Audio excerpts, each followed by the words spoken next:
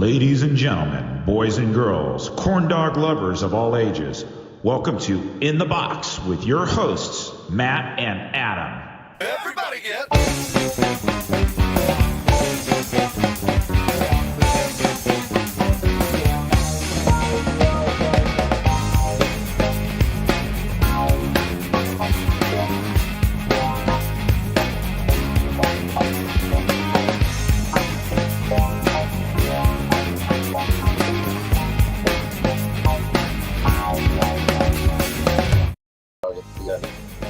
Hello, and welcome to MASL. Sorry, we're That not. jumped in really quick. What's our show? I don't even know our show name anymore. I don't know. Box. Over. Do that. Oh, here we go. Let's try that over again. Ladies and gentlemen.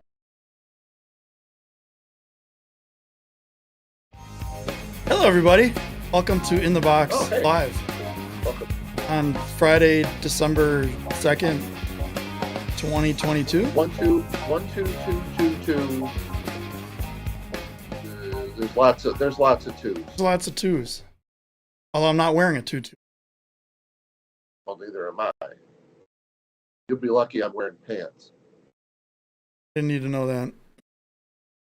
So we have a new feature that may or may not work, and we're going to try it right now.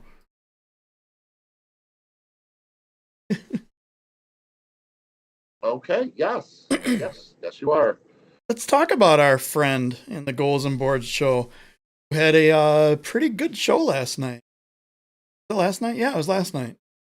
Yeah, they had Eric on. It had Eric and Sir William B. on, which is a weird coincidence because that's who we were going to have on tonight, and we had to totally change our plans. So now we can't have him on. Yeah, now we don't have anybody. Right, so now we don't have, it's just us. And Do you have lava cake? Ooh, what is that? Oh, you know what these are? yes, I do. Swiss rolls. Swiss rolls are so good. They are good. And I would consider them to be cake. I think they're It's cake. just like it's a rolled up cake. Have you ever had? So we're getting into the Christmas season. Have you ever had a bûche de Noël? A what? Bûche de Noël. I don't even know her. She's great. It is a Christmas cake, and it's got like a coffee. It's like a Swiss roll. It's like a big Swiss roll. Ooh, I like So it. you take the cake and you roll it up. Well, you put the filling in, which is like a coffee filling. So apparently this program does not translate emojis well. All little Debbie's are good grinning, squinting face. That's good. That's one But drawback to this program. It's basically like it's a Yule log. That's literally translated. Bûche de Noël. It's a Christmas Yule log, and the filling is pretty much like a coffee cream. Nice. It's rolled up and it's put on the top, and it's made to look like a log. We used to make them in French Club in high school. Really good. I need to find one then. So You could, you could make one even. I mean, not you per se. okay. Okay. I was like, you forgot who we're talking about here for a second. Now that would be an interesting show. Right. And instead of in the box, we'd be in the kitchen, having someone give us a recipe and us like trying to. Stay tuned for that next week. So, hang on. Oh, by the way, nice jersey. Oh, thank you. It's the Empire Strike. No. Oh, it's Utica. Yeah. See now we're getting confused. Now it's confusing. It's yeah. Although we'll get into that in a second. But I do like the new Empire kits. And yes, I'm going to use the word kit to talk about soccer. And whoever the person or people were in the Twitch chat saying that you can't call an indoor soccer jersey a kit, You guys need to get over yourselves. Call it a kit. You can call it a Was shirt. You the can call it a jersey. You can call it a sweater. You can call it a toga for all I care. was the person's name, did it have anything to do with a raptor? Was it you that said that? No. Oh, okay. I don't know. I didn't see the chat because I had it on my TV. I just heard them. I was in bed before halftime. I should have been. That's another story. But we'll get into other later. Yeah. So for those who didn't see the new intro video, I do want to talk about this, and I do actually want to show it over again. I created a new intro video. So 42 weeks ago, almost to the day, I asked In the Box members for pictures of them, their families, their games, their arenas, their things going on, and I got a lot of pictures. A lot. It was a lot. It was enough to make me wait and mention this. It was 47 different pictures. And the problem that I had was the intro video is 37 seconds long. I wanted to keep the same because the sound clip works really well. That length of the sound clip works really well with Eric's intro in the beginning and everything. So I wanted to keep it the same length. So what I did is I took, of the 47 different pictures that were submitted, I took probably 42 or 3 of them. Some people submitted multiple ones and I took them out. I put them to exactly 1/2 second, which was not as easy as it sounds.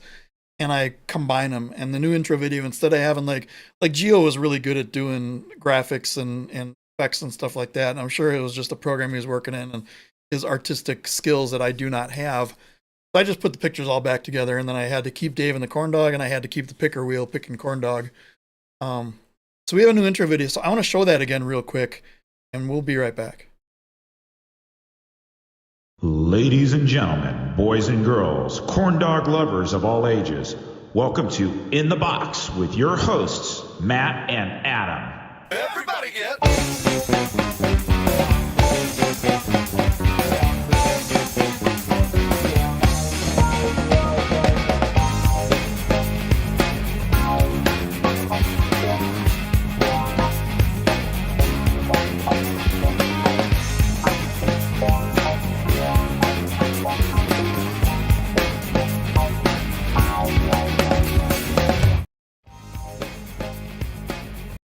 This. Here we are. So there's I our. gotta tell you, the first 5 seconds of that was a lot of Milwaukee Wave stuff. I will. I don't know if it was that's how you planned it or. Nope. So here, our clock reset because I went to a different. We just lost 11 minutes of our show. So when we do our overtime calculation, we may have to change things up a bit. Yeah. But what I did is and Kelsey says needs more Derek Huffman, 100% agree. Nice YouTube picture there, Kelsey, as well. Welcome home, Derek. Welcome back, Derek.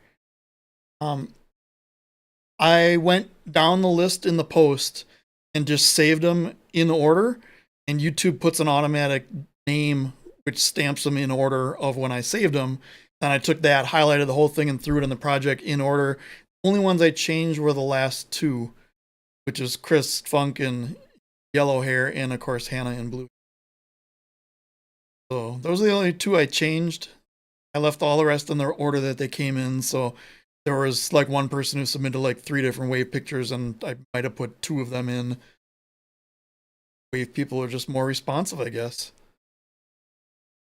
So that's that. That's our new intro video. Well, as long as you got Keeper in there, we're good. Keeper was important. Yeah, we had Keeper in there. That was an important one. I think we had most teams covered. We had some teams that people didn't respond or whatever, or didn't post anything. Got most of them. Fun fact: Keeper was not in attendance for the preseason game on Sunday. That's interesting. Very interesting. We know why, or do we know? Ooh. If the I do not know why, but did not show up to the game, did not show up to the after game get together. So maybe we should message him on Facebook and invite him to the chat here. Or not. Sure. I do know. So I don't know how the mascots are going to feel about this. Yeah. So if you guys haven't noticed, we've moved platforms again. We are back on YouTube. We moved to Twitch originally for one reason, and that was better chat interaction. We like the way the Chill Cave worked. Actually, there's two reasons. So they're both chat related. We like the way the Chill Cave worked last year, and the games worked with people being able to interact and custom emojis and all that kind of fun stuff in Twitch. We thought that would be fun. And like with this thing that I do here, this was not available for YouTube and the software that I was using at the time, or there was no straightforward way to do it at the time. Twitch, there was a very straightforward way to do it. I was able to get that in and integrated and everything, and it worked really well. However, Twitch on your standard subscription only saves videos for 7 days, and Matt at least liked to go back sometimes and watch shows with Hannah, and other people would like to watch shows not, can't make it on a Friday night or Monday or Tuesday or whatever random day our spinning wheel picks for doing the shows. Hey, it's Tuesday this week. Yay, corn dog. So we decided to go back to YouTube because YouTube keeps the streams forever.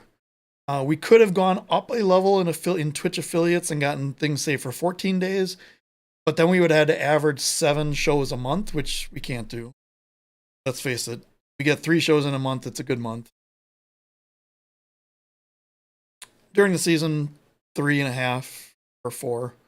And we have one show that kind of runs long and makes up for it. But so we couldn't have done that. And then the only way to get like shows kept for 60 days is to have like a ridiculous amount of subscribers and hours and things like that. And you like the league was even uploading their games to YouTube. So I could have done that. I could have downloaded the thing from Twitch and uploaded it to YouTube. But we figured YouTube was kind of our home originally. Facebook was, but YouTube was really the best place. We had the most compatible and the best experience. We're back on YouTube. We don't really plan on changing. There is a plugin that I can go to YouTube and Twitch at the same time. And I think I can bring in the chats for both at the same time, but that may be too hard to deal with. We may look at that in the future at some point. Who knows? I guess when it boils down to it, we'd rather have you guys, if you can't make a show, just go back and watch it. As opposed to, for example, I was telling Adam yesterday, boy, I wanted to watch an old game from the Ron Newman Cup. Watched one of the Chill Cave games. Gone. Nowhere to be found. Gone. And we are back up to 197 subscribers. Thank you, one subscriber who decided to resubscribe. Kelsey wants. So I think people may have forgotten. Kelsey, by they, do you mean both of us or just Matt? Because Matt glitched out a little bit for me just now. But I can't tell if I'm glitched. You're not. But am I? So we have two levels here. So we have our Skype conversation that you see, and we have the stream back over to YouTube. Okay. Well, So maybe one of the two of those. Both this time. That's what. Yeah, we were both glitchy apparently. YouTube says. Well, I think it's her. Let's just say it's her. Yeah. According to YouTube, it says the stream is healthy. Stream health is excellent. It's more than I can say for like my health. Yes, mine as well. Mental and physical. Yes. We were gonna try. So in the off season, we changed from. We did a lot of changes. We had a lot of changes. We went from YouTube to Twitch, as you guys know. We just talked about that. We went from a program called Video Ninja, which is a web-based conferencing program, to Skype, using a completely different protocol. But also, Matt got a brand new shiny iPhone, which had problems with the Video Ninja program. So we were thinking about tonight, maybe after a little bit chatting here, to maybe try that. See what and if it's a complete mess. I think we can do it in the same stream. We just go on the timeout thing and do some magic behind your card. Cards, like otherwise they'd hold. Yeah, but no, that was my card. Is this your That cake? was my card. No, it's my cake. Yes. Yeah, well, yeah, I suppose it is your cake.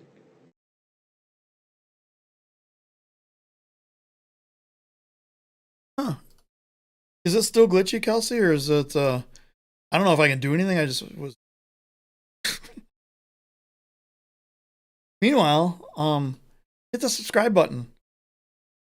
Yeah, do that. Even if you're not watching this live, when you are watching it, hit the subscribe button. It does not, we do not, there is no way from YouTube. So I know there's some players that were worried that their names would show up being,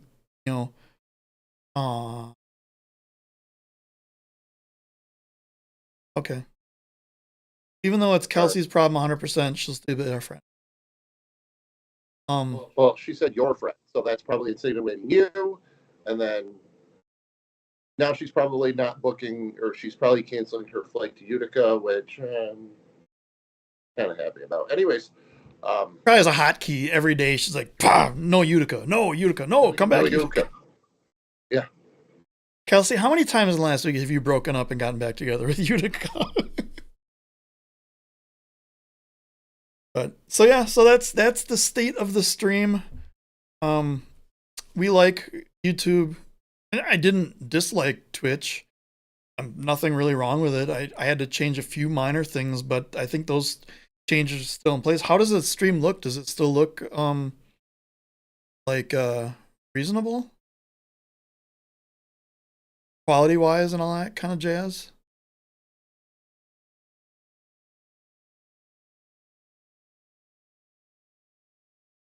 I mean, I can't really tell you, but sure. It looks okay. I don't close the stream. Oh, here. Got on the true lock, so that's a plus. At least you have a picture. And then, of course,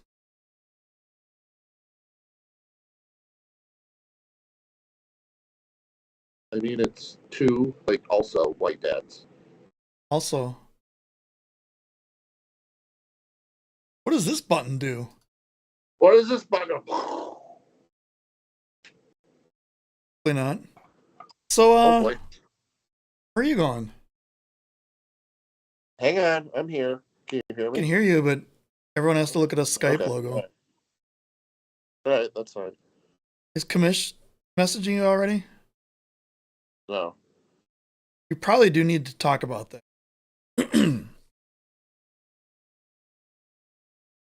Because we did have oh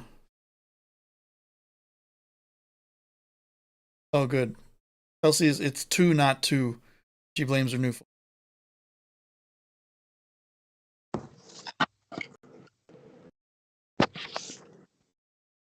Welcome back.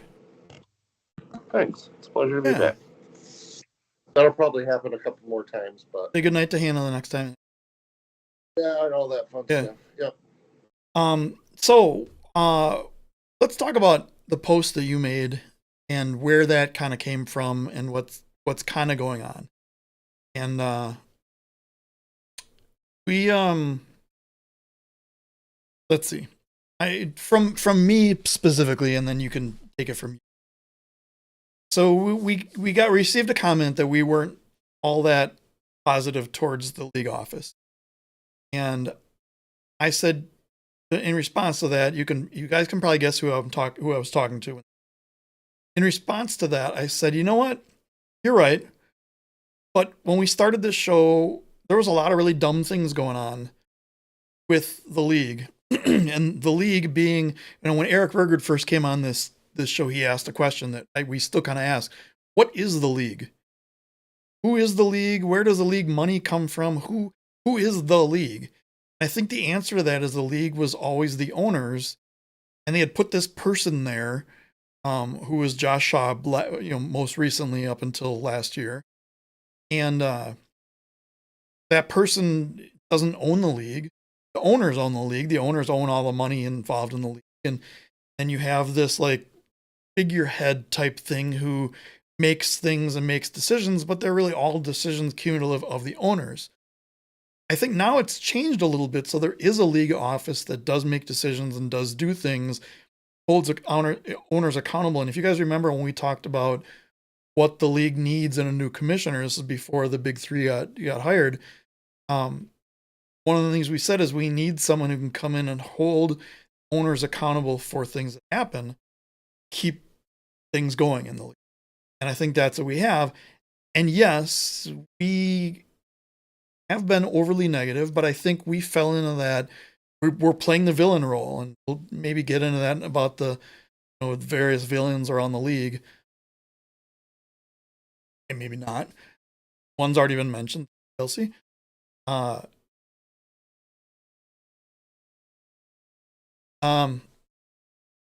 think we as In the Box kind of played the villain of the league because there was this community and we were kind of sick of the way the community was working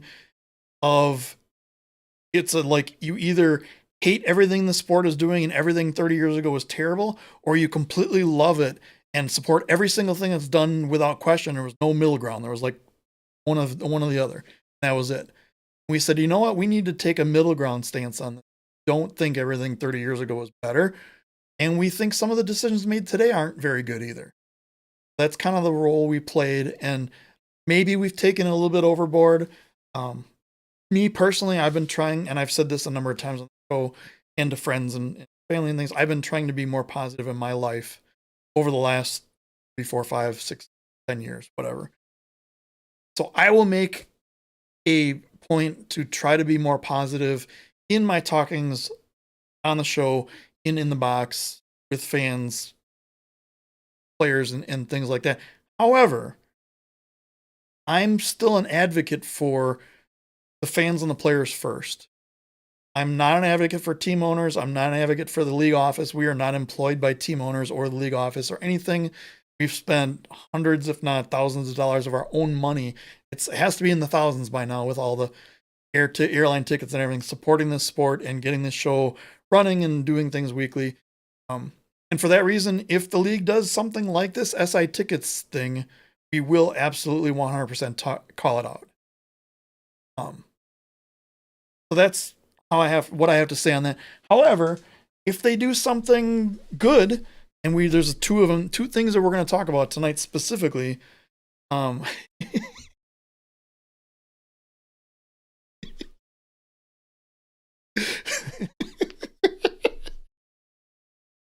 Oh, that's great. But yeah, he was getting to that part. Yeah.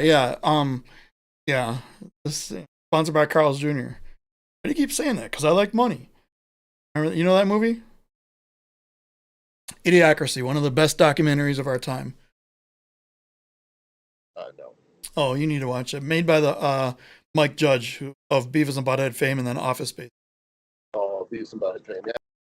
Anyone who's ever worked in an office knows about Office Space, and Idiocracy was kind of basically the guy gets frozen in right, like he's the perfect average. In fact, his name is Joe. They call him the average Joe. Is frozen for 500 years, wakes up, and the world has gotten to the point where now he's the smartest man in the world.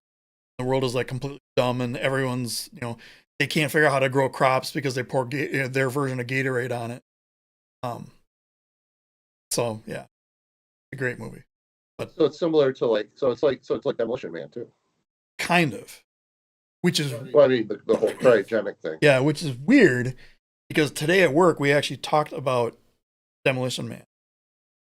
So I don't know I don't know if you're like microphones in my room or you're one of my coworkers in secret. You and I had a conversation yesterday about this whole portal thing. How weeks ago, wow. I don't know why. There's a ban button.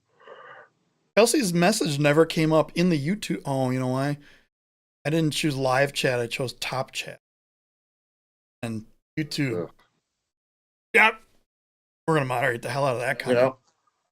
know, but yeah, you said weeks ago we were in some sort of portal, and at first I'm like, what is he talking about? But now as things have like transpired, yeah, I completely agree with you. I mean, I'm sorry, everyone, and I hate to bring this, hate to I hate to make everyone aware of this, but we all died in March of 2020 from COVID. This is our purgatory. And taking a weird portal to I wouldn't be surprised if like there's a big, cable in the back of my head that the aliens are using me as a battery source. Robots or my Yeah, life now. it's possible. It is a possibility. It is definitely possible. Yeah. So okay, so I guess you kind of mentioned the whole how it started, and then so I'll kind of give my 2 cents on the whole thing. Um, when we started in the box, we left negativity. Uh, we all left that other group because it was a lot of, well, this is awful. Back in 1985, when they packed 18,000 into the Tacoma Dome, they did this, this, and this, and this, and everyone was just being completely negative about the entire sport. We created it to hold them accountable, but if they do something that we don't agree with, offer up some sort of solution. And I don't know if it's I wanted like some sort of recognition from the league on what we're doing, or kind of I don't know, but I felt like stressed out every single week, every single like if someone messaged me and said, "Oh my God, you're being negative, you're doing this, you're doing this," and it just I really didn't need any of the stress of like this is a sport I love. I want to be able to tell people about it stress free, like whatever. Um, I want to thank everybody for the outpouring of support and basically talking me off of a ledge. I wasn't really going anywhere. I don't know, when you put a lot of time and money and effort into something and nothing comes of it, it kind of gets frustrating. And Adam mentioned it. I mean, geez, we alone spent thousands of dollars going to Kansas City to cover the All-Star game. I mean, if you can look behind me, there's all sorts of jerseys, not just from one team, from most teams in this league. I lost count. Yeah, so have I. Plus, there's like 3 more that aren't up there. Plus, there's 2 more that I'm getting in March. So, I mean, it's going to look very cluttered by the end of the year. But the league isn't perfect. No professional sports league is perfect. And I think when we bring things up, we may put a little negative spin on it, but we always offer something that would make it better. For example, the draft. And I had a conversation with someone and said, "Hey, why not have a draft tracker? How hard would that be for the college draft?" And they might take that into consideration. I think there should be more communication between fans and the league office. Yeah, for the whole combine draft, the thing that bugged me was not that they didn't have a live stream for the fans or didn't have anything, was just the fact that they didn't think of it going in. Like it was oh yeah, we probably should have done that. Where the fans should be the first. The fans are what are paying the bills. Now you can say, and I've heard this from other owners, like, "Well, we don't even need any fans in the seats, and our sponsors will pay all of our bills." Well, yeah, but your sponsors wouldn't give you any money if they didn't think they were getting their, like if sponsors knew they weren't getting their product in front of fans, they would never sponsor you. Now, sure, in a season like the COVID season, the sponsors realize, hey, I'm not going to get my product in front of fans in the seats, but if I keep this relationship going, when the fans come back to the seats, they'll see my product, that kind of thing. But the fans are the number one target in any entertainment business, are the fans. And the players should be number two, because those are who the fans come to see. So yeah, that was one thing that it was like, and we were critical of that. However, said why exactly we were told, oh, you guys were critical of the of moving to Twitch. That was mentioned on a certain other show run by a certain other person who was with us a while back. There's other people who have been really critical of our move to Twitch. I never had a problem with moving to Twitch. I had a problem with doing it 2 hours before a game without letting anyone know. And this is going to come up in a little bit. I'm fine with changing a rule. I'm fine with changing it in the middle of the season if need be, because sports leagues have done that before. But it needs to be communicated well, and it needs to be done in a correct manner. That's not just like a knee-jerk reaction. You haven't planned for this and it goes. We'll get to that in a little bit. So it kind of, you know, when it came across my screen, the comments that were made, I kind of was taken back a little bit. Anything that I say, I don't mean it to be negative. Like I'm not a negative guy. At least I don't think I am. No, you aren't. Wait. Yeah, but I think Adam and I mean, we can throw Gio and Brad in. That we want to see the league grow. Yeah. We want more people to look at the product. We want to be able to fill our arenas. Well, some are already filled. But we want to see this league succeed. And we're not going to sit here and say, oh, this is a great idea. This is a great idea. When it might not be a great idea from a fan perspective. So that's why we sometimes say the things we do. But yeah. And I mean, there's certainly cases where we'll be wrong.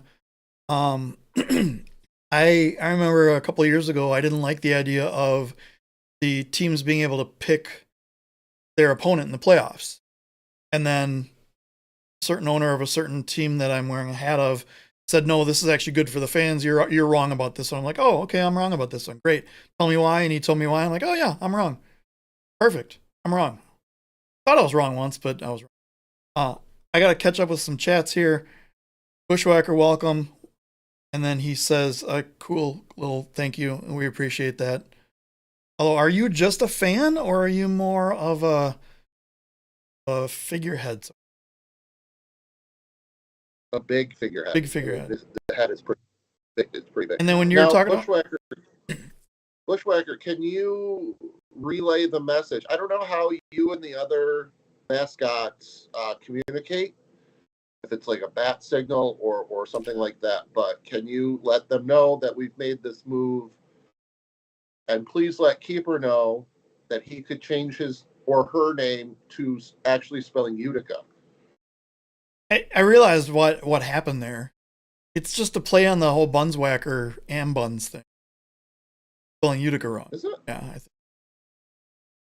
But when you were talking about your jersey, I don't want to interrupt your train of thought, so Kelsey wants you to do a show and tell. Maybe we can have a whole show dedicated to Matt's jersey time.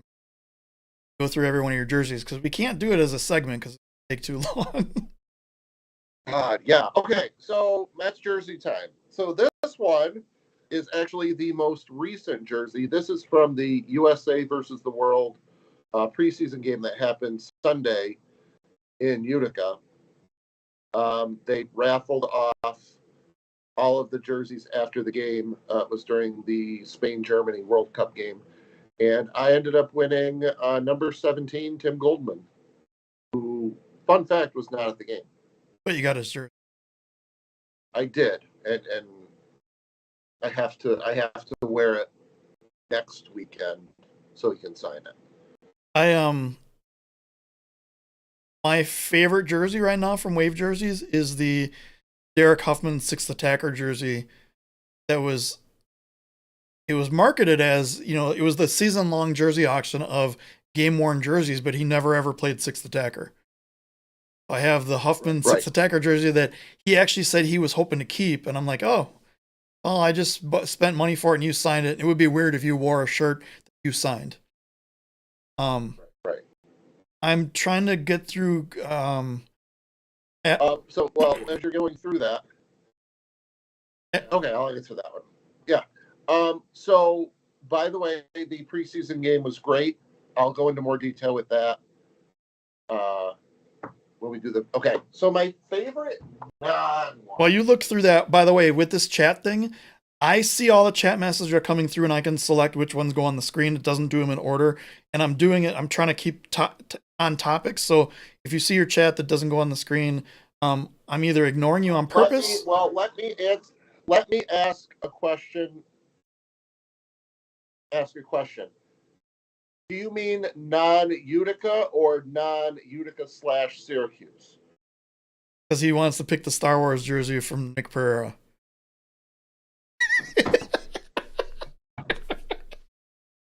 Maybe. Oh God. He says non-Utica / Syracuse.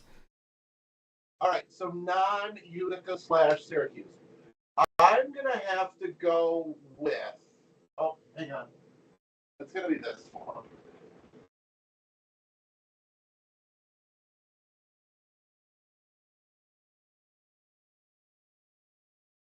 That's a pretty good one. That's a good one.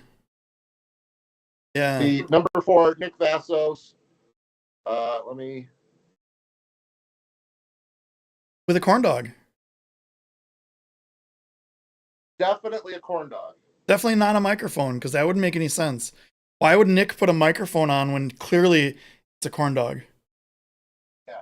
So I would say that one. That one's probably my non. Oh,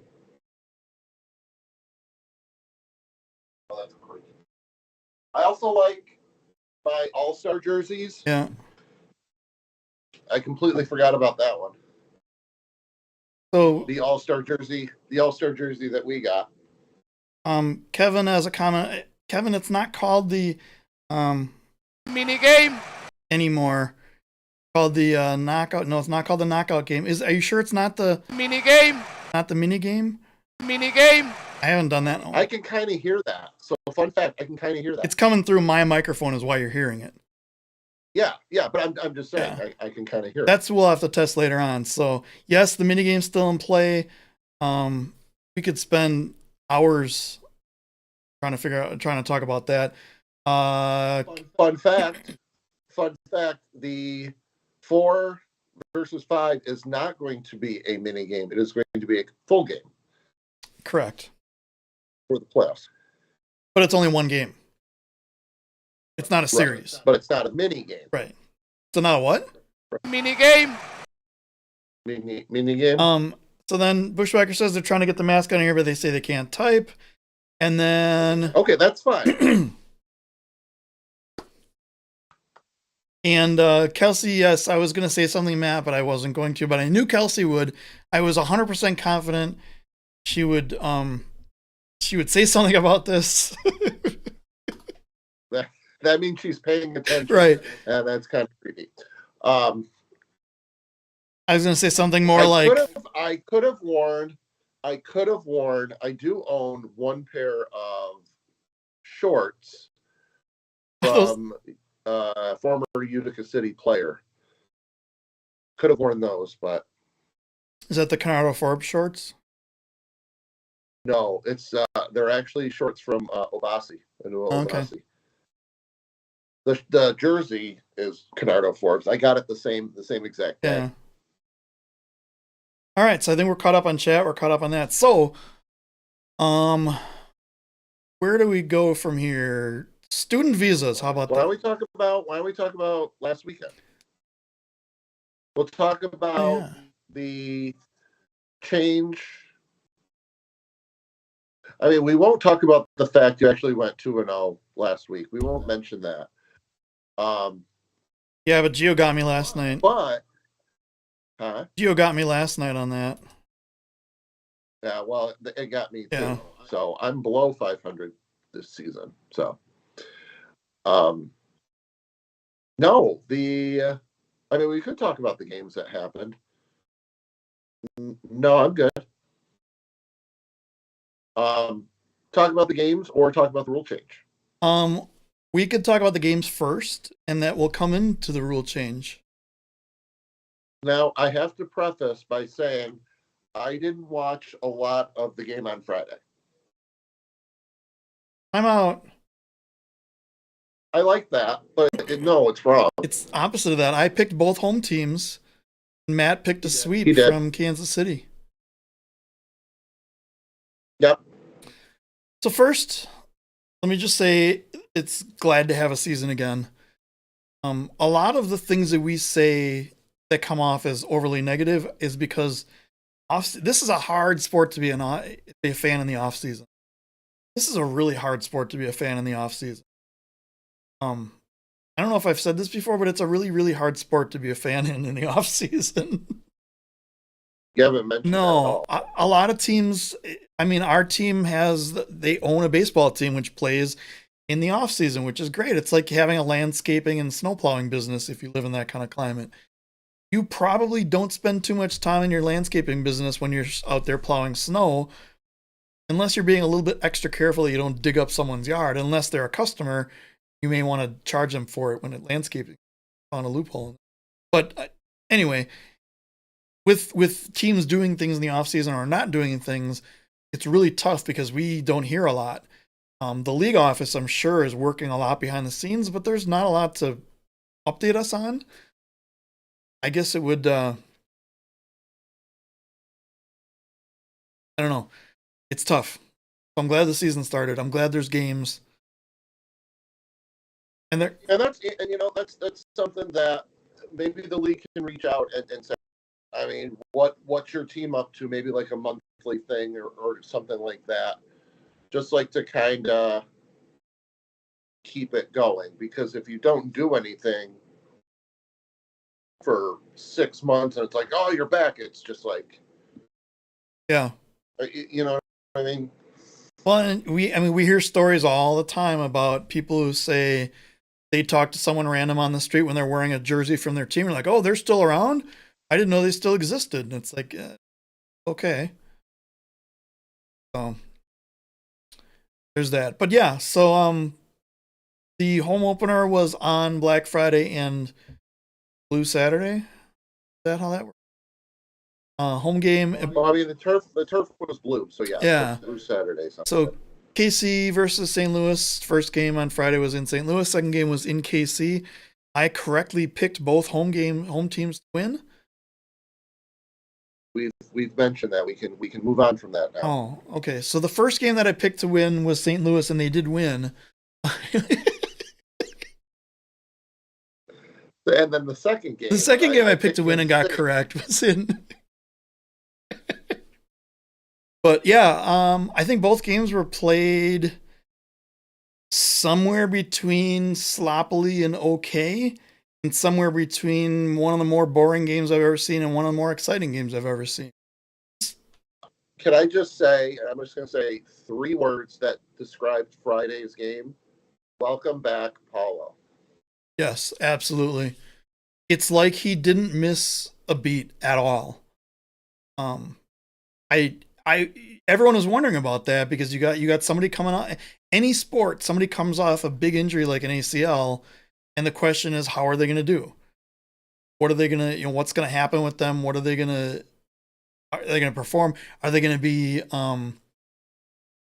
hesitant? And we know they've gone through practice. We just, as fans, we don't see that. So we know they're 110% and they're ready to go and things like that. But yeah, I thought he was great. I thought he played a great game. I mean, they lost the game that he played, but it was him that kept them in as much as they won the game they played. No, they won the game. If you remember, because you're the one that picked it. Yeah, I didn't pick details. I just picked the outcome. Oh, okay. So St. Louis won. Paulo did not. They won because of him, is what I'm trying to say. End up saying. Because in my head, I got caught up with the next game of Mark Baker play. Mark? Yeah. Baker. But yeah, so welcome back, Paulo. Welcome to the league, Mark Baker. And we'll get it. I mean, that game will yeah. From what I saw, I mean, I did see bits and pieces of it. Choked up like a sociopathic bow tie salesman. Yeah, Joey Zanaboni is back. I was wondering, because they announced that he was back for the season, but then he got the baseball contract and took a step up, and I'm like, I mean, we're not going to see him anymore. And they don't go out of their way to say, hey, by the way, he's still here. But it was great to see Joey. He had some great calls again. It's like he didn't miss a beat either. Now, granted, he's also doing the same thing in the offseason, but it is a little slightly faster paced game than baseball. Just by a little bit. Yep. Well, just a touch. Yeah. My favorite parts are when he said something and had Matt Rocchio speechless because of what he just said. And Matt's like fumbling over words, trying not to laugh at what Joey just said. So, yeah, we're still big Joey Zanaboni fans. I know there's some fans out there that aren't, but that's too bad. They are what's called wrong. What's known as wrong. Yeah, which Adam is not at all. I was once. I thought I was wrong once. I thought I was wrong. Right. I wasn't wrong about the 2 games over Thanksgiving weekend. Did I tell you that? You were wrong about the last one. Yeah, but okay. So so St. Louis wins in overtime with just a great final goal call. Wait, can we back up? Wait, how did they win? Okay. We have problems. We have screen real estate problems here. Overtime. So That's right. Screen size. Okay. Sorry. No, that's fine. So, I mean, great way to start the season. To have a game in overtime. The next night. Okay. And speaking of, we go into Saturday. Kelsey, this is tip of the iceberg. So Saturday we get to. So by the way, Matt, the move to YouTube didn't work. We may have to move somewhere else. Anyway, continue. They might have heard that. Oh yeah. Oh, you guys weren't supposed to hear that part. Yeah. Well, I mean, they can hear it as long as they hit that subscribe button. Hit the subscribe button. So we got back up to 197. Currently, we want to be over 200. Be over 200. We are at 200 right now. Thank you. Next goal, 201, and stay there for at least 10 minutes. It took us 3 years to get to 197. No, it took. Thank you, Brad. Brad, if you could just make that happen anyways, I will be forever grateful. Oh, look at this. We are forced to subscribe. I put that option in to get rid of like the spam bots and stuff. You have to subscribe to the channel to join chat. So there you go. So that's a perk. It only took us. That's a perk. You can talk to us. Yeah. It took like a year and a half to get to 197, and then it took another year and a half to get to 200.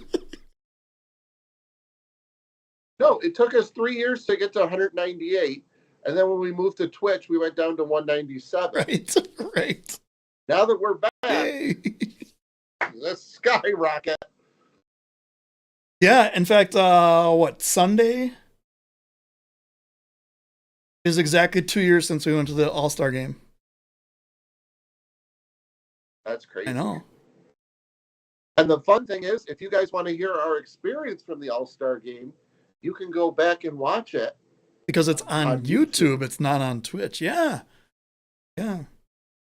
But by the way, Commissioner, I fully support the move to Twitch for the games as long as there's a way to watch them after the fact. Have Cliff and Lucy tell you about their Friday night ritual during the pandemic and what they do for fun other than watching regular sports. Regular live sports. They go back and watch old games. That's or old episodes of. How come they don't watch old episodes of In the Box? Like, I don't know. Comet was at the All-Star game. We did not meet Comet though. We did not. I might, because I'm planning on going to the February 26th game.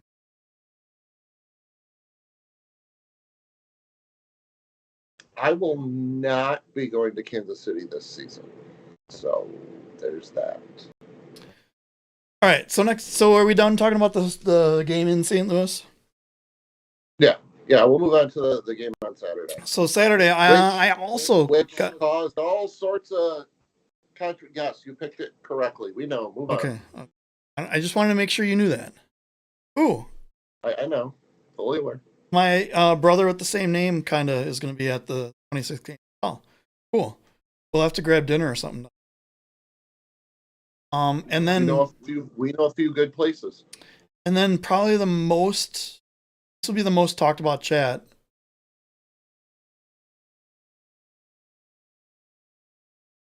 Uh-huh. All right. Welcome to Mascots in the Box. Your hosts. This guy and me. In the doghouse. In the doghouse. Oh boy, that's good.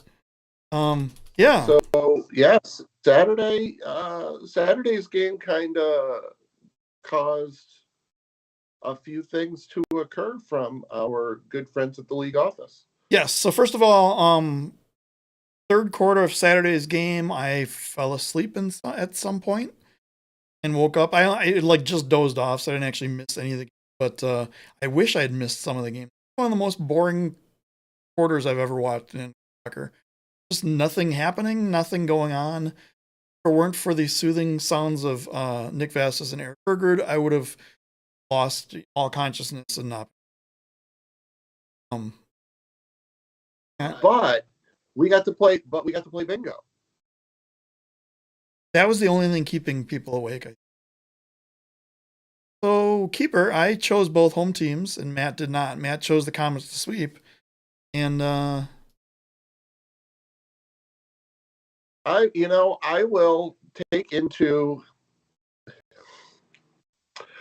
will take it one step further. So on Sunday's preseason game between USA and oh Lord, I got picked. So on Sunday's game, I picked the US to beat the world, and I was wrong in that pick as well. So technically, I am 1-3 right now. That doesn't count. All right, so I'm 1-2. Yeah. But yeah, that was a defensive. I don't know if I would say it was more defense than anything. Like you said, it was kind of. I don't think either team was fully 100% at its capacity. Most teams come out with extra energy out of halftime, and these teams came out not that. And right. I think what it showed was the first back-to-back of the season, the first games of the season starting a little bit earlier than everyone else. San Diego.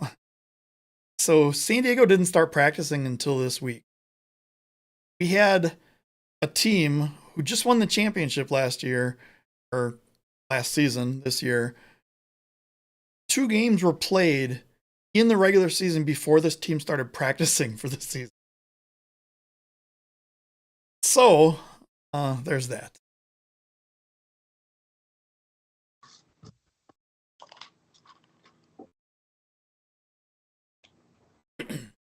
Ref reviews the play and the call is overturned. Matt, get half a point. Free kick. You don't want me having a free kick. Yeah, we need the hamstrings to stay intact. Inside of my leg, that would be great. But no, I mean, I thought KC had a decent game. Held things together. Or that one. 5-4, 4-3, 4-2. 4-2. First one was Yeah, 5-4. The second one was 4-2. Yeah. So yeah, I thought it was decent. Interesting. Ooh. Interesting about Leo Gibson in his playing time. You're going to talk about it or not? No, it was not. Okay. No, go ahead. Go ahead. So Friday we saw him on the bench in kind of playing clothes, but more, I wouldn't call him street clothes. I'd call him more warm-up suit type thing. More casual Friday than anything. Yeah, not the Hawaiian shirt casual Friday, but more than just the regular casual Friday. And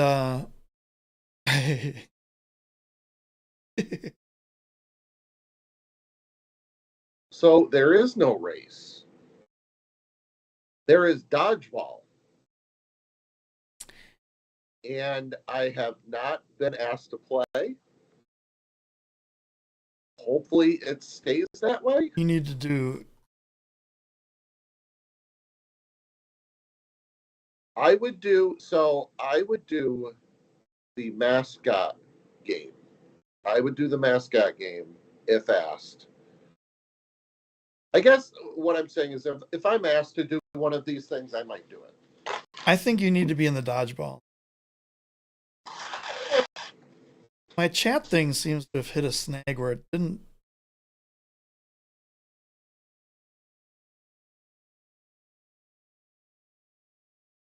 I'm beta testing software every step of my. Well, as you're doing that, Yeah. I'm going to mention a positive thing that came from this game. Yes. Well, yeah. Right. Well, one of them. One of the things that I thought was great. If you're going to talk about the rule, let me say something first. Otherwise, No. Okay, go ahead. No, it's not. It's not having to do with the rule. It was having to do with the challenge flags. Oh yeah. I loved the idea. And both of the challenge flags that were used in that game, the calls were overturned. Right. And it's kind of a segue into the other thing. Both of them involved a goalkeeper from Kansas City. Yep. But, yeah, I think the replay is definitely a good idea. It does add a couple minutes to the game. Negligible. But it's not that noticeable. It's not like so they have. I mean, I think what's happened, and you will notice that I will not be doing a power rankings for the broadcast this year. I will not be going through every broadcast every week and talking about it because I think they've really. I say this after last night's thing. I think overall everything's gotten way better. So far, I've seen 3 games in 3 different arenas, and they've all used the same exact scoreboard, same little like they call them stinger transitions from the video to the replay back to the video. And I think consistency in the broadcast is what makes good product, and I think they're there. So I will not be like talking about that as much. I will be calling out things here and there, but I'm not going to be ranking them. But it's not like years ago when like the refs had to go find Scotty's cell phone and bring in his cell phone to find the replay because they couldn't get the laptop or whatever they had on the side working to watch the replay. They actually have within a couple seconds. I mean, their goal is I think 1.5 minutes again or 2 minutes to be able to watch a replay and get through that. I don't think time is even an issue. Right, and like as I mentioned, so let's say for example, both teams flags a game. That's 4 flags, 8 minutes. So you take a game from 2 hours to 2 hours and 8 minutes. Yeah. So here's a question: how many challenge flags does each team get per game? 2. Are you sure? That's what I was under the impression. It's 1 per half. I thought it was 1 per game. So here's so Scotty, you know more about this stuff. Scotty says he's going to have his phone with me tomorrow ready to go. Scotty will be in Mesquite. Are we so okay, so there's 3 things. There was 2 things that I would have liked to have clarify or that I could do to improve. So I'm 100% in agreement. Replay, I'm glad it's here. I'm glad it's finally here to stay. I'm glad we're not having excuses like, well, there was one arena in California somewhere that doesn't have the equipment possible for replays, so we're just gonna make the whole league not be able to have them because it's not fair. I'm hearing in the chat the mascots are torn. Keeper says 2 per game. Count of the Dog says 1 per half, which is 2 per game. Yeah, and then both Brad Beach and Bushwhacker say it's 1 per game rule.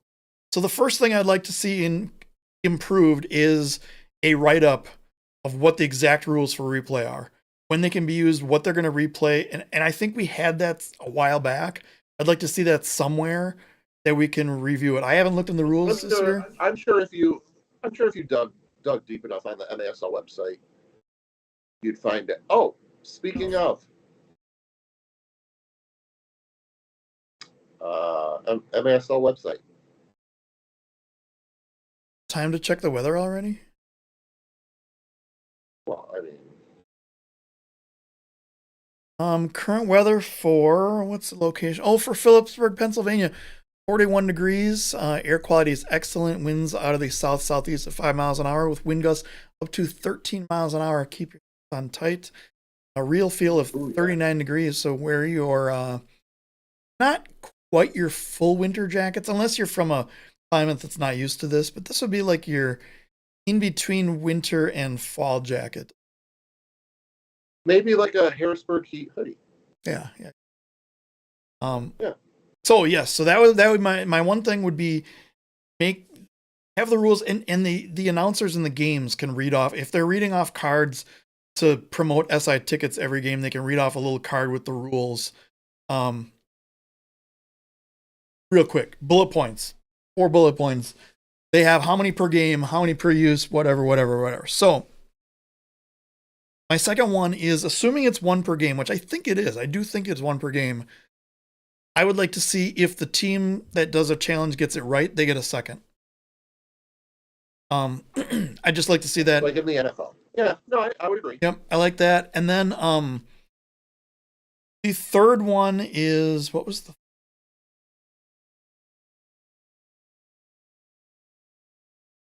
maybe that was but the first one is more communication around it. Like we have video replay. Okay, great. What does that mean? It's more communication, more letting us know what it is, and I think that'll make it better. I think the time it takes, how the rest have been doing, has been great. You know, and it's funny. The first one, after the first one happened with Kevin Ellis and Neto, I kind of had a sneaking suspicion it is one challenge. Okay. Yep, and that was he said before he has the rule book. So yeah, I had a sneaking suspicion that something might happen when it came to the embellishment portion of it, even though they didn't do something about it right away. The league actually went back and reviewed it, and yep. That actually brings me, which I'm sure we'll talk about in a second. That brings me to my my next point about right before we talk about it. In case you don't know, there is a rule in the league that if you get 7 penalty points, blue and yellow is worth 1 point, red is worth 2 points. It's a 1-game suspension on top of any suspensions you might already get. So if you're at 6 points, you get a blue. Well, if you're at, let's say, 5 points, you get a red card. You get 2 games. You get a suspension because you got a red card. You get 2 points. You get 7 points. You get another suspension or hitting 7 points. Hang on, Scotty sent me some 7-point font. So there is a video review section in the rules on page 33 of 35, that has all the information on it. Thank you, Scotty. Rules can be found on the MSLsoccer.com site under the MSL laws of the game. It's under, you go to the main menu, it's under MASL and then rules, and then you can download it in English or Spanish, I think. No, it's just... And you can also find out the weather of Phillipsburg, Pennsylvania. Correct. Although not on the rules site, you have to go to the main page. Right. But yeah, I'll take a look. I'm going to take a look at that just to go over it, because I know there's certain things they can review, they can't review. I think what happens is towards the end of the game, if a goal's scored and it's in kind of a situation that could turn the tide of a game, like last night they reviewed when it was 6-4 and Empire scored the 5th. They reviewed that. They're just kind of throwing the flag out saying, well, we're not going to need it anymore in the game. We're going to throw it out to hopefully they can find something. I think what they need to do is say, this is what we want to review. You can't just go in there and expect, like I think in college football, when they do reviews, they can find all sorts of stuff that was never even brought up in the play and penalize people for that. I don't think we should go that far down the rabbit. But one person guessed what I'm going to say.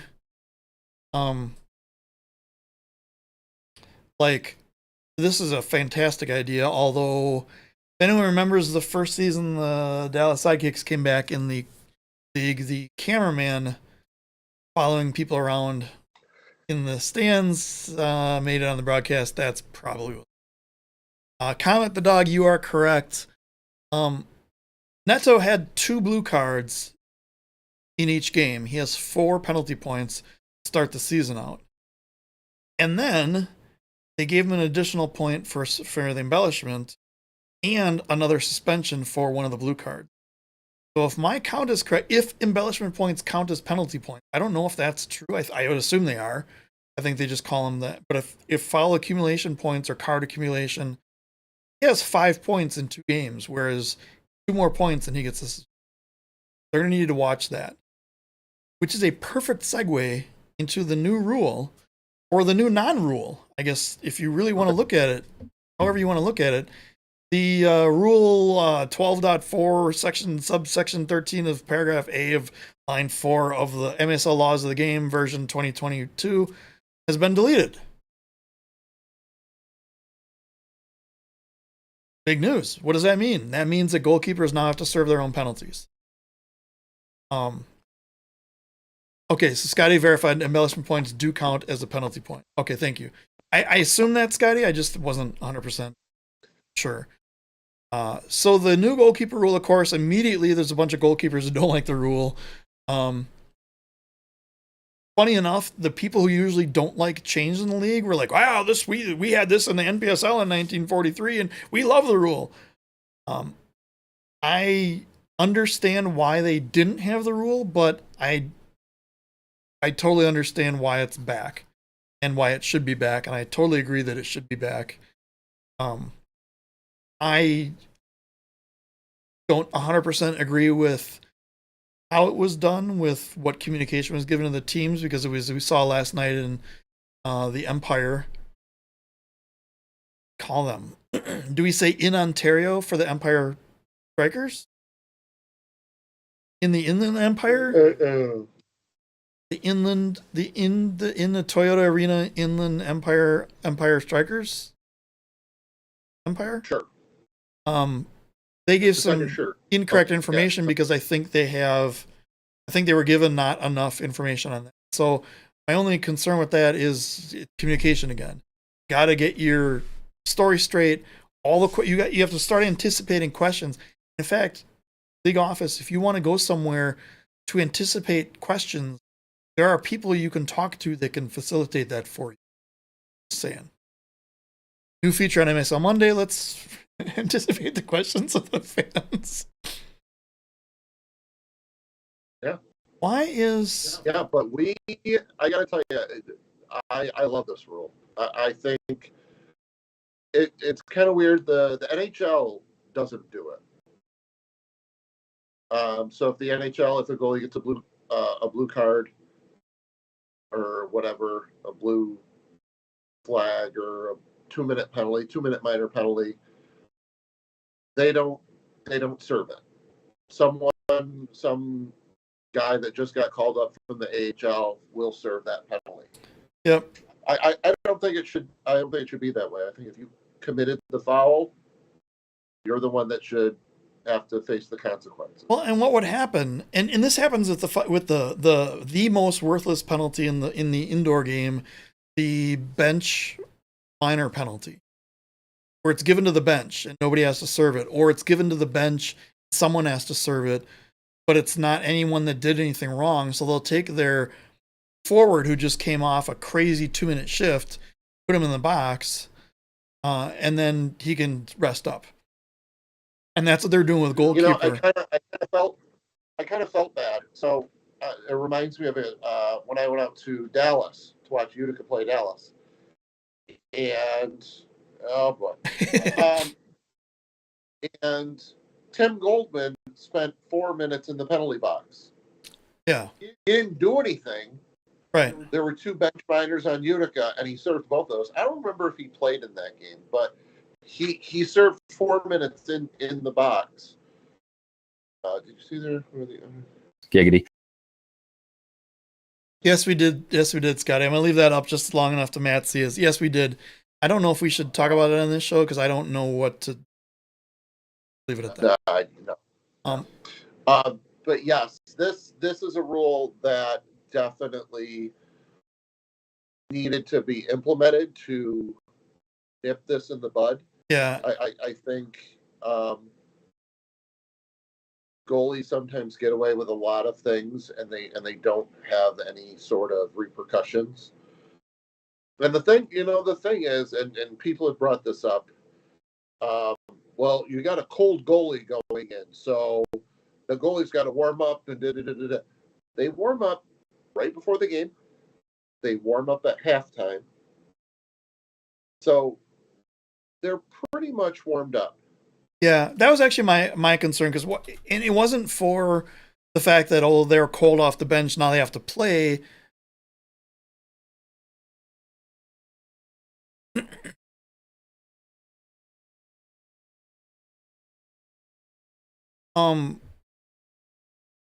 My concern was more that because they weren't stretched out properly, they'll go for a save based on instinct and hurt themselves because they weren't stretched out properly. But our good friend Mark Litton said they need to warm up. They need to be warm. They need to be on the bench warm. Like if you look at Florida, for example, their third string keeper, who isn't even on the game day roster, is not eligible to play, is on the bench with goalie gloves on. And their second string keeper does not have gloves on when he's on. Like the guy who absolutely has no chance, even if he wanted to, even if the team said go in, the refs wouldn't be able to let him because he's not on the roster. He has gloves on, and their second string didn't. That's going to be an issue against. The thing, okay. So let's take, for example, let's just say, and this is something that could happen, and we know this. We've watched this league enough. How many times has a ref pulled out a blue card and the player gone, oh, okay, and they run over and then they sit in the penalty box? That one. Okay, so yeah, no. No. So in that time frame, so let's say for Utica, for example, if Andrew Coughlin comes out and slide tackles and gets a 2-minute penalty, a lot of people are going to go to that ref and probably complain, giving Brian Wilkin enough time to go out and start warming up and doing anything he needs. Yep. Because we all know it doesn't take 3 seconds. Once that blue card goes up, I mean, once in a while, I've seen a player finish a tackle or whatever, and because they were walking towards the box, they just kept going and they didn't stop. They didn't look back. They didn't have a problem with that. Did we lose you, or are you still here? Well, okay. Hang on. Uh-oh. You're gonna lose me. You're gonna lose me for like a minute. Okay. Are we? Well, hang on. Are we thinking about switching over? You want to try that? Yeah. Okay. Why don't you go? I'll explain what's going on, and we'll go to timeout, and then we can come back. Well, I'm gonna send you a message real quick. Okay. As well. All right. So what's going to happen here is we are going to try the old software that we used to use. I don't know why.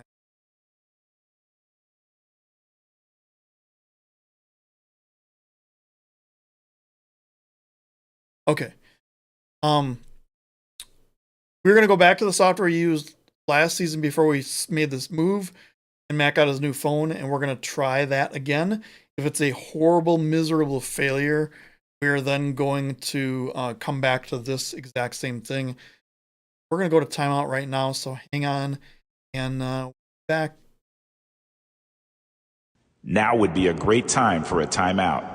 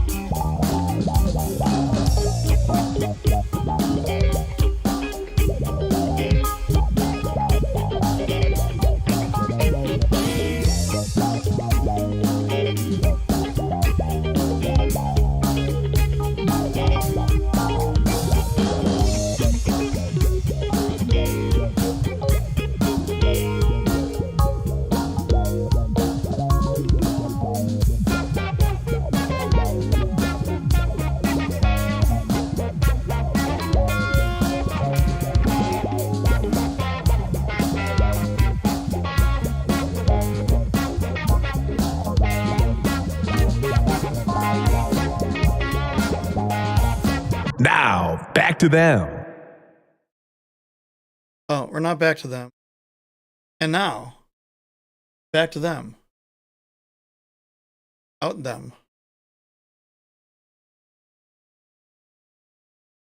Hello? I don't know what's going on with Matt right now.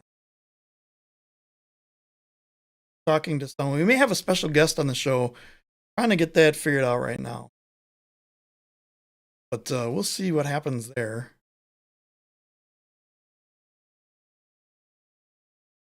I won't be able to have the chat on with the special guest. So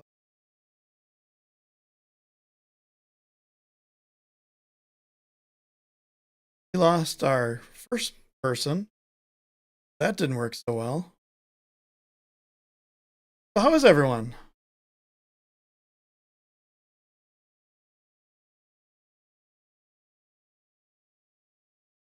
SI tickets tries. Yeah, we had to pay extra for SI tickets. Get back into the chat.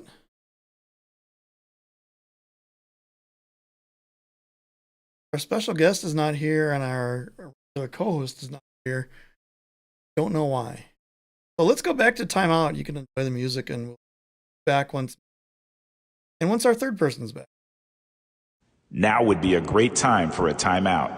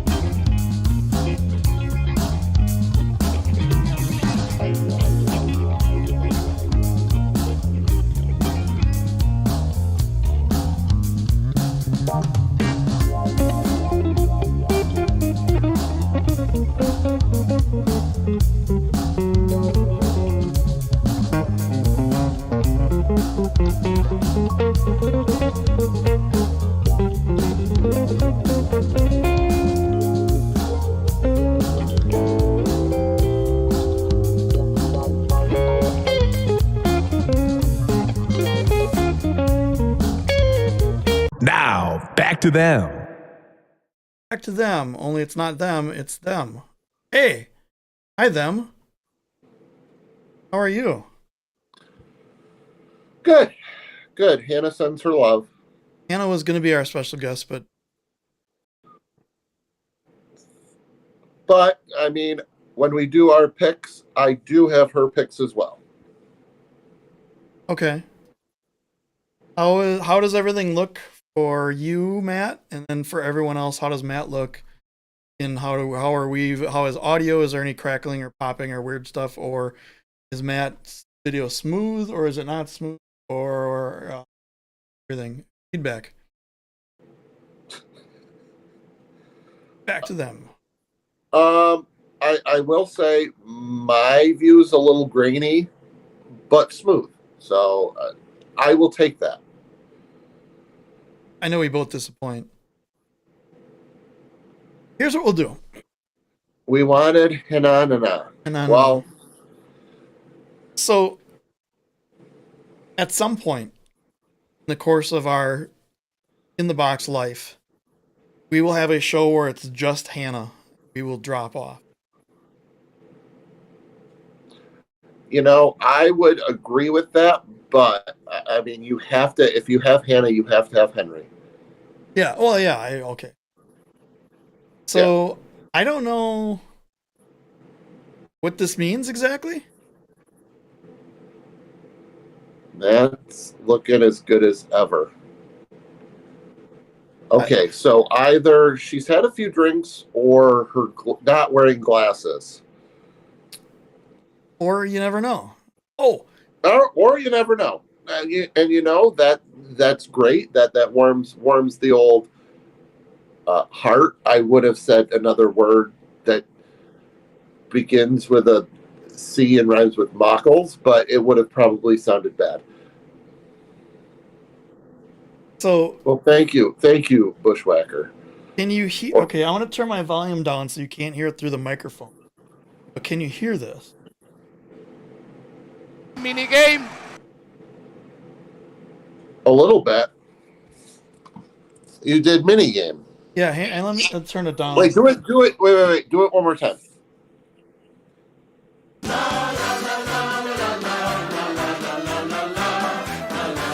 I feel like we're doing like an ear test or something. Like, now if you hear a noise, lift up your finger. So you didn't hear anything there?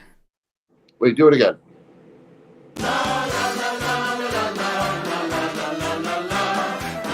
Hate the song. But was that clear like it was before, or did you hear it through my microphone like all muddled and stuff? Oh, I heard it. Oh, that might have fixed that problem too.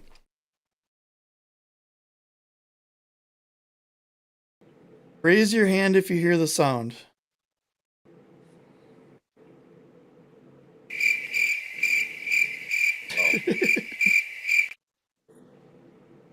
You hear crickets? Did we lose you? No, I'm here. Oh. Every time you go like still, I don't know. So I'm getting text messages. So someone I know I've been. I'm not going to go into it, but they're telling me I'm glowing. So yes, I appreciate that. I need you to talk to people for a little bit, and I will be back in a second. Give me a topic.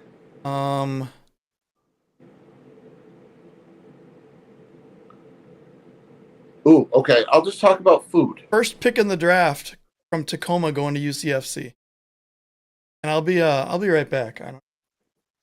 Well, I really don't know what to tell you.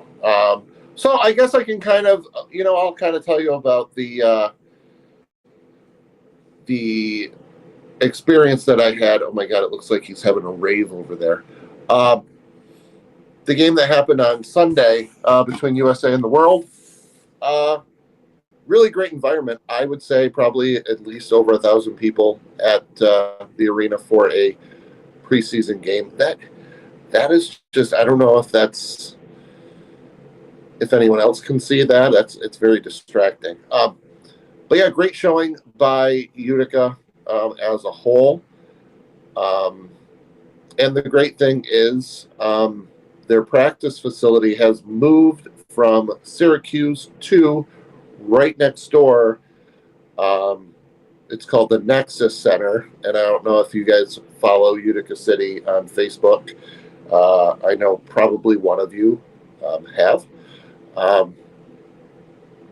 but they're in a new practice facility right next door to the arena, which is great because the old one was about 45 minutes away in Syracuse. Definitely a different style of play. You'll see from Utica, and they just signed 6 players from that game, including the number 1 overall pick from Tacoma, originally from Chicago. So I'm not exactly sure what happened there, what trade that happened, but we got, I believe his name was Alexander Gomez. Really, really good player. A lot of those players that we signed are young, fast. That was like you were at a rave or something. You couldn't hear anything though, right? No, okay. I couldn't. But it was just like. It's what it is. It's like a little cover. It's a little plastic cover that goes over my camera. And there's still like, it then tries to do like autofocusing stuff. Yeah, Brad Beach just told me you were having a rave. So yeah, but Con the dog says, "Thank you, Con." Yeah. So speaking of rave, I saw something on Facebook the other day where this person went to a rave, but to get in, they had to go through the door of a washing machine, when you go to a laundromat, or it was a dryer. So they pulled open the door and they crawled in, and then they were at a rave. I was like, that is the weirdest thing I've ever seen. That's cool. But yeah. So You ever we seen ended up signing 6 players. You ever seen the band Rush live? Wait, the band live or the band Rush? Band Rush, but seeing them live. No. So Geddy Lee, the bass player, used to have a big giant stack of amps in the background, like a lot of the bands used to do. He since went to a very small, dedicated thing that was like off stage. So instead of putting amps up on the thing, he would put either washer and dryers or like vending machines. And like the dryers would run the entire night. You could see them spinning around with the lights on inside, and then every once in a while he'd reach in and grab a t-shirt out and throw it out to the crowd. That was pretty cool. I don't know how that has to do with anything, but especially on a cold night, if it's all nice and warm, that's yeah. But yeah, we ended up signing 6 people from that USA versus the World game. So there's that. And I'll get more into that when we go into our picks.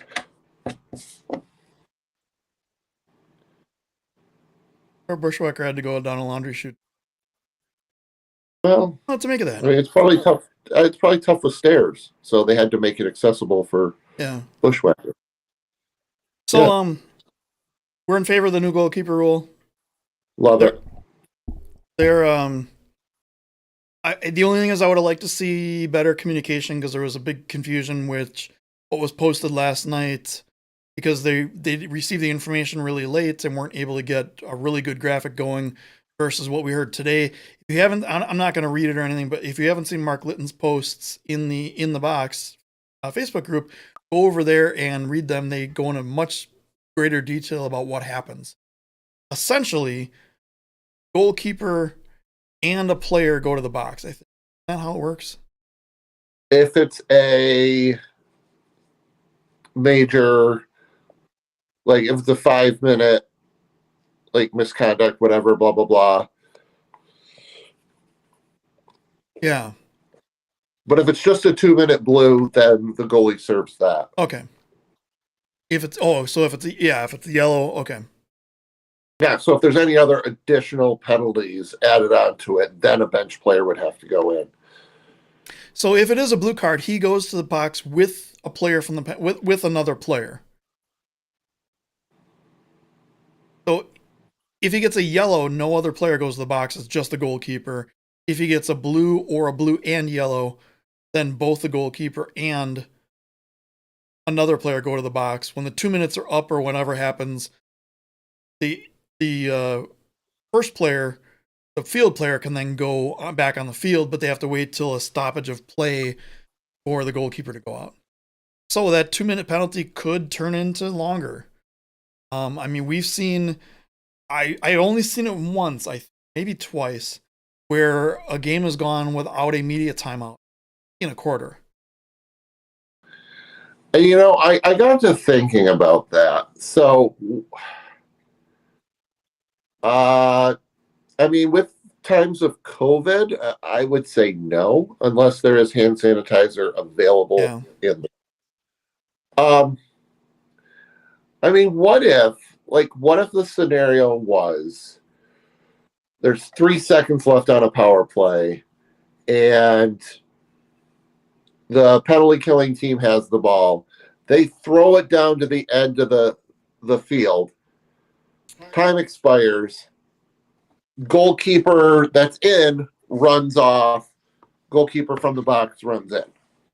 From what I'm reading, what Mark's saying, that will not be allowed. It has to be a regular stoppage of play, like a out of bounds or top of the arc or foul, not foul, but another penalty or goal or media timeout or any of that stuff.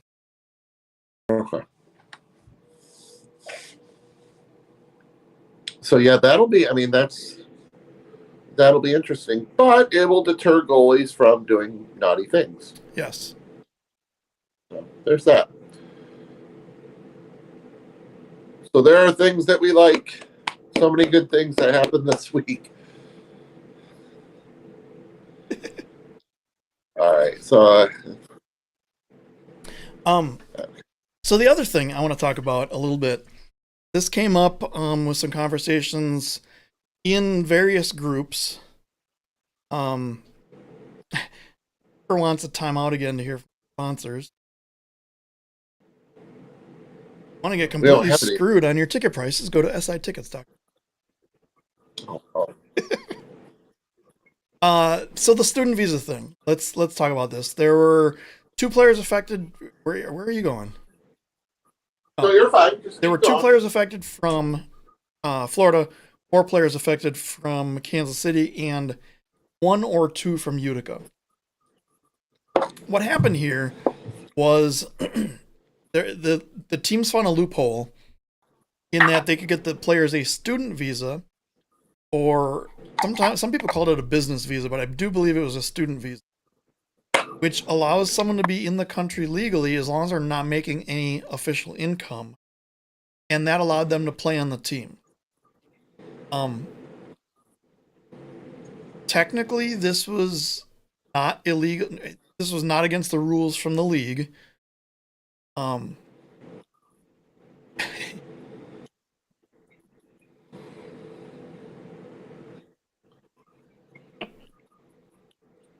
Great. Okay, so I can't use code Keeper 10% off on all SI tickets. It will save you a penny. Ooh. Are you so even better? Hey, you're viewing this. Are you seeing what's on the stream, or are you seeing me too in a separate thing? No, I'm seeing like the stream itself, and I can see the chat sort of. It's kind of grainy, but I can kind of see it. So it's like I'm watching the video. Yeah. Oh, okay. So would you say this overall is better or worse than the Skype one?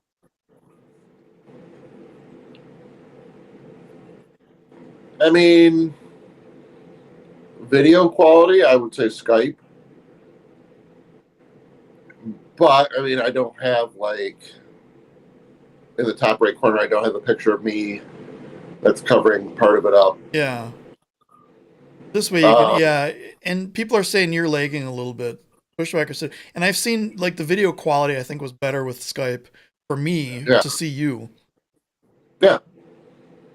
Maybe we'll stay with Skype. There is a way to figure out how to get audio through to you, but there's a lot of kind of screwing around with it, and I've been avoiding it, trying to hope that I didn't have to. Cool. Brad Beach says I'm freezing. Oh. Is he messaging you directly? Yes. Okay. Like, I don't see that in the chat. You want to take a time out and go back to Skype real quick? Yeah, that's fine. Yeah, that's fine. All right, let's do that. We'll be right back. All right. Now would be a great time for a timeout.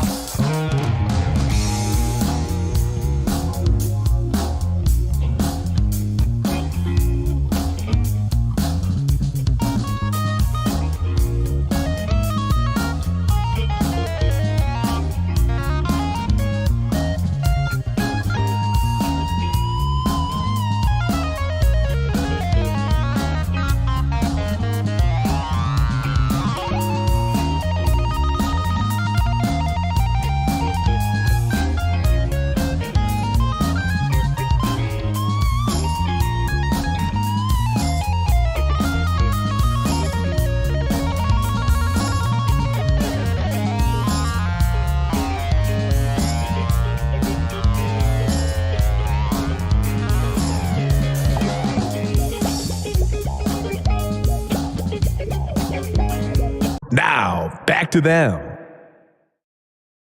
Now, back to them. Matt has relocated. Oh, I got that blur again. Oh my god. You got what? So remember? So if you look at the background. Oh yeah, the background blur. Yeah.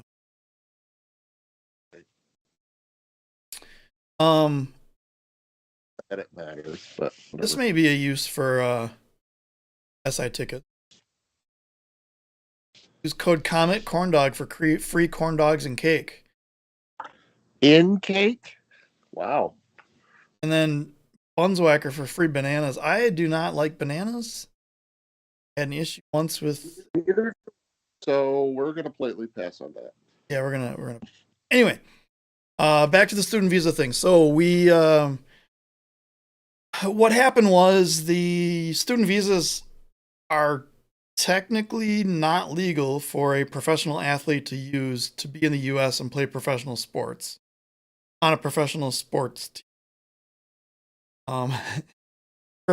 Wants to know if you drove to a hotel because of the.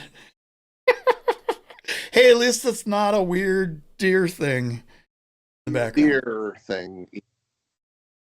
No, my battery dipped below 20%. And I want to make sure I stay on the stream, so I had to reload. This is overall, I think Skype is the winner here. It's much smoother.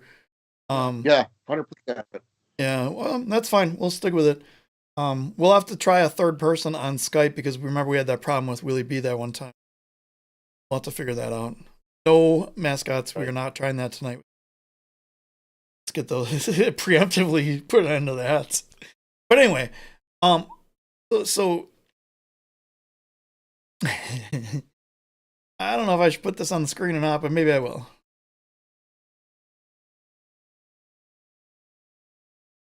Oh Lord.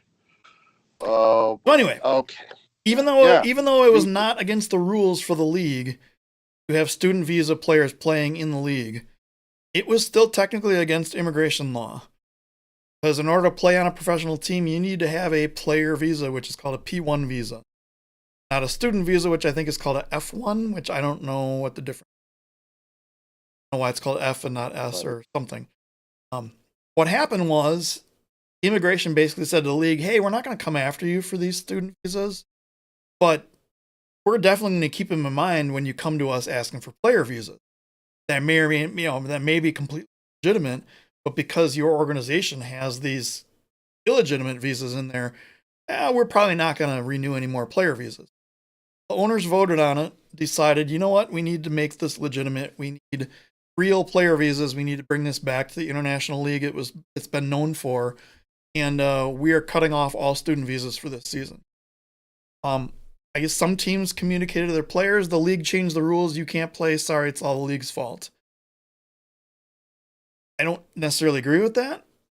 What I do agree with is that this is a move to make things better for the league in the future. Like there's nothing the league can do to say, oh yeah, well here we found this magic wand and now bam, all our visas are we got this get out of jail free card, now all our visas are approved. It's gonna take a while to get all the visas approved and to get the visa situation fixed, to get the league to look legitimate in the immigration's eyes, and to get these players back in the U.S. who have been gone for quite some time, and for new ones to be able to come back. The solution to that is this is one step in that long, drawn-out process. So, correct me, but didn't some of those players find an alternative team to play for? Yes, a bunch of them got signed by the Iowa Raptors or Iowa Demon Hawks, one of the two. I don't know. Iowa Demon Hawks is the best name and best logo in all of indoor soccer right now, and I will say that. Next to Milwaukee Wave. The Demon Hawks, it's a great name. The logo is great. I love everything about it. But yeah, there was a number, I think 5 of them got signed. A video screen. No.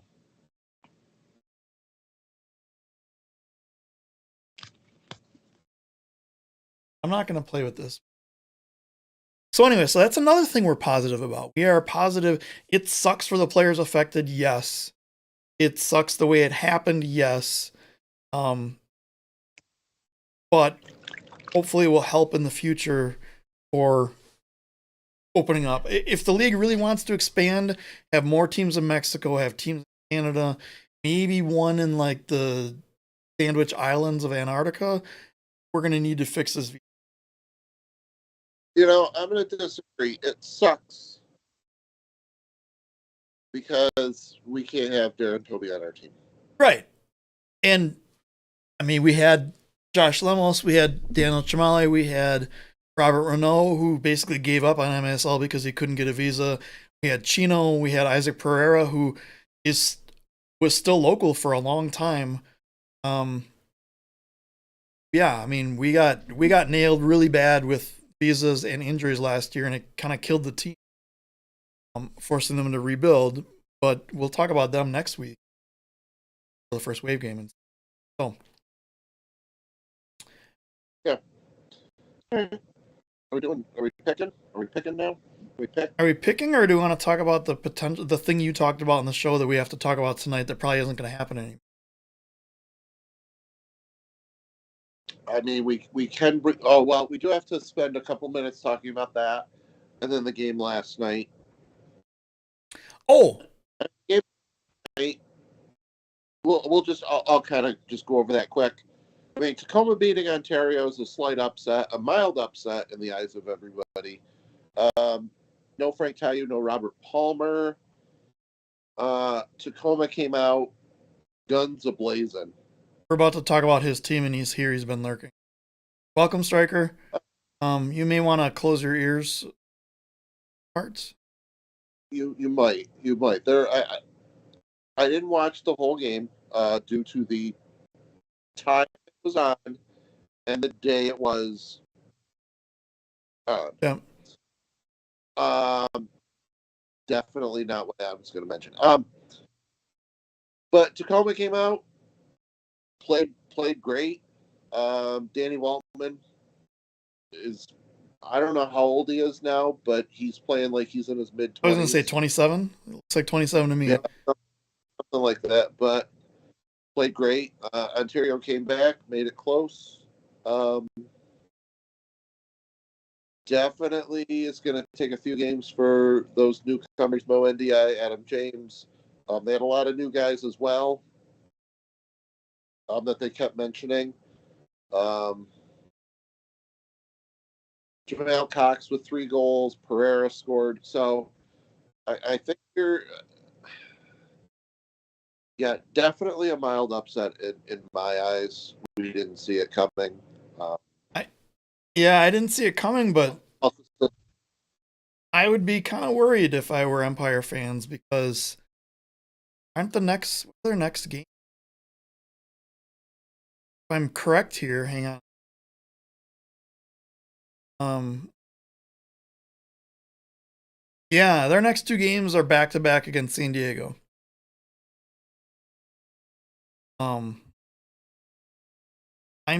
I would be concerned if I were Empire fans. Things did not look good. There were moments of goodness, but there were complete defensive breakdowns. There were some really, really, really bad passes. I was concerned a lot about that team. Becker says, "Don't worry, we'll be fine." Says Utica will win all our games. Okay. Well, but yeah, wait until you hear the picks. Okay, yeah, we got to get to that. I might have won this to make you. What?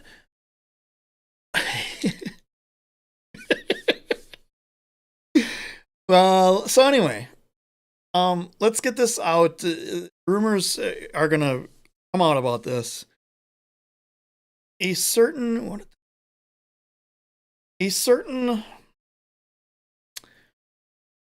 how shall we say, front office person of a certain league wanted to get on the show and debate both the goalkeeper rule and other things with a certain front office people from another league. And originally Matt and I were like, no, 100% no, absolutely not. And then we were like, wait a minute, this might be something we need to investigate. I do not want to name names. You can guess who the person from the one league is. He's been on the show before. He may or may not have been on that Goals and Boards show last week. I think was it last week or the week before?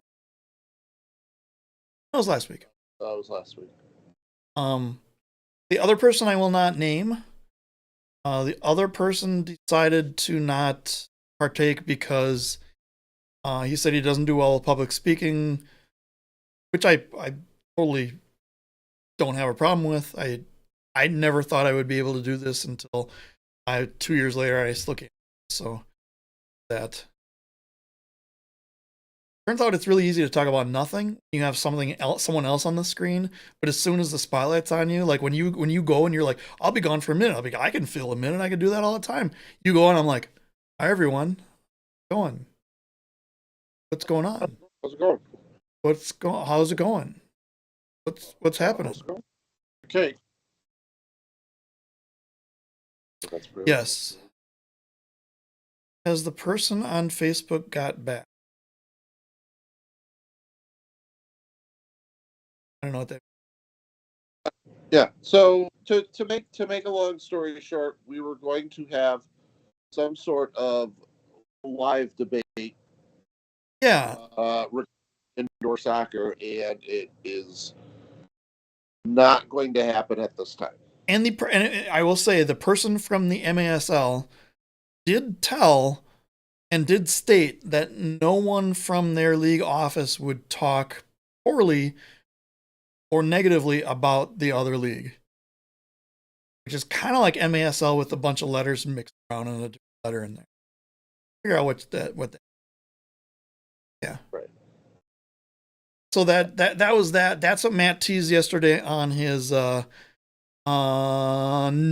Brad, it's not. I have not talked to that person. I have talked directly to the commissioner about that. By the way, what Brad is talking about, we are trying to get the league to let us do a watch party, where we will show the game in a window, like in the middle of your window. I don't know why I'm pointing on my screen because you can't.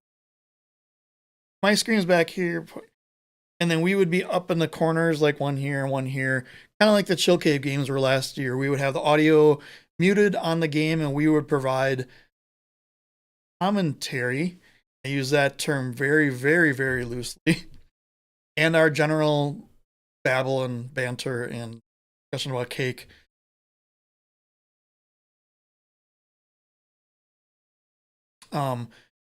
We are waiting for an official word. Right now, there is no fine print saying that can't do it, but I would rather reach out to the league and get a blessing from saying, sure, go ahead.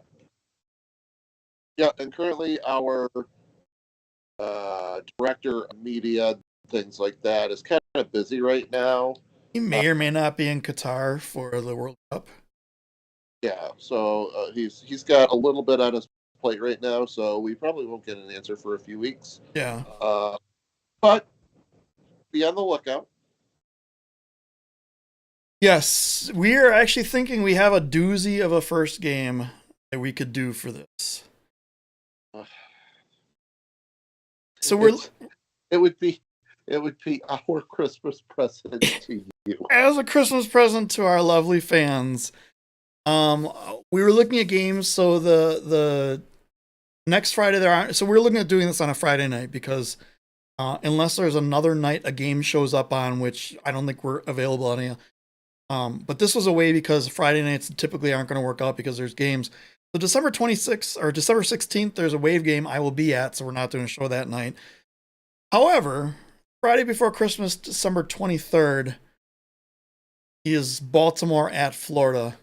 I think would be a tremendous game to have mute on for and listen to us. That came out. But that's what I meant.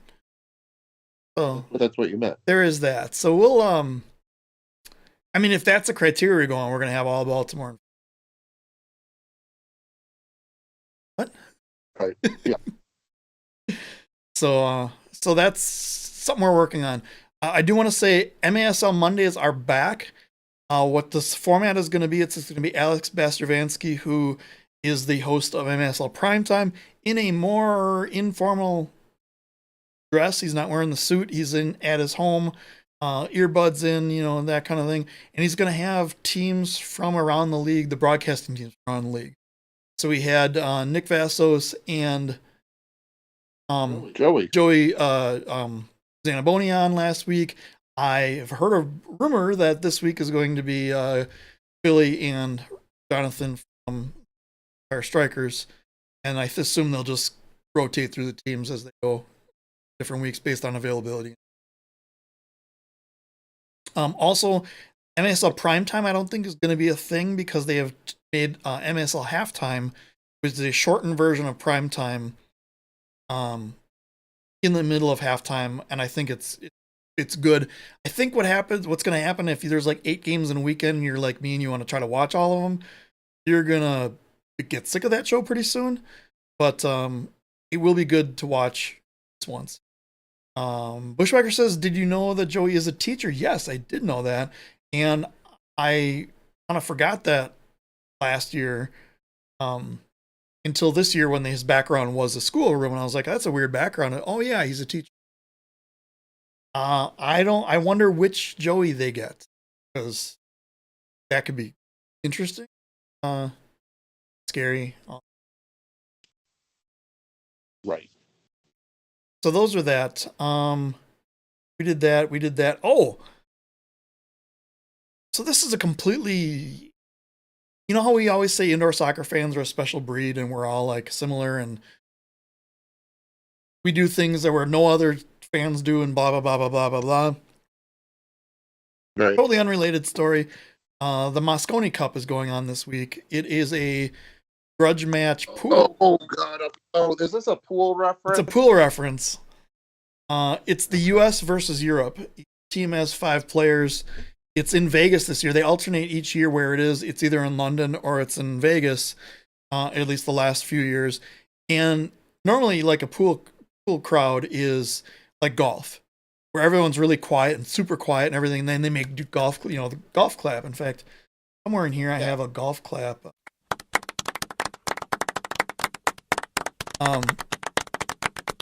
Normally in pool, everyone's dead silent. They may have like music playing over the venue, but everything's dead silent. And like if somebody's phone goes off, it's like a major thing, and the player gets all pissed off, and they stop the time clock and everything, and they tell that person to put their stuff away and everything. This is the opposite of that. This is more like imagine 2,500 screaming fans in an arena watching people play pool, and there's a lot of alcohol involved. It's like an outdoor soccer match. What it is. They're jeering at the players. Now, granted, they do get silent when the player's down on the shot. In between every shot, they're jeering. They're making fun of the refs. The whole thing, they have flags and banners, and they're face painting the whole thing. Well, they had a pay-per-view for $20. You get 4 days worth of coverage. And yesterday, during the 4th of 5 matches, the entire feed dies. And it was worldwide. And what they do is they feed out. They have a main feed from Sky Sports in UK that feeds out to all these different providers. So depending on where you are in the world, you watch through your own local provider.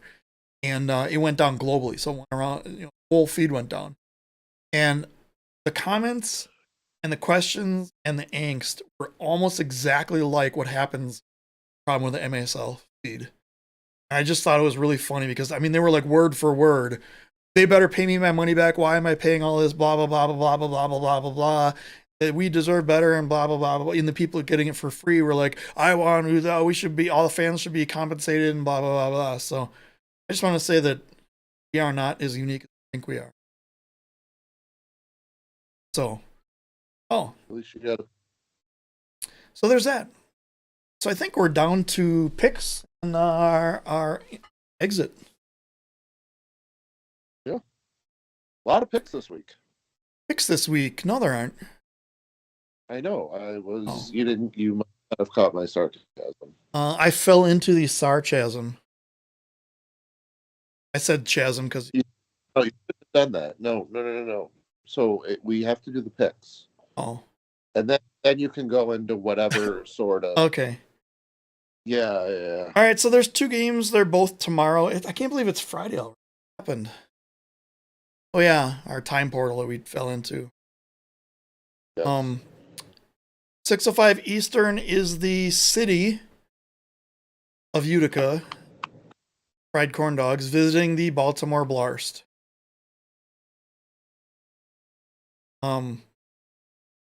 Utica has an almost unrecognizable roster, a very recognizable new coach, very recognizable fans, and blue turf. But they aren't playing there. They're playing in Baltimore. They are not.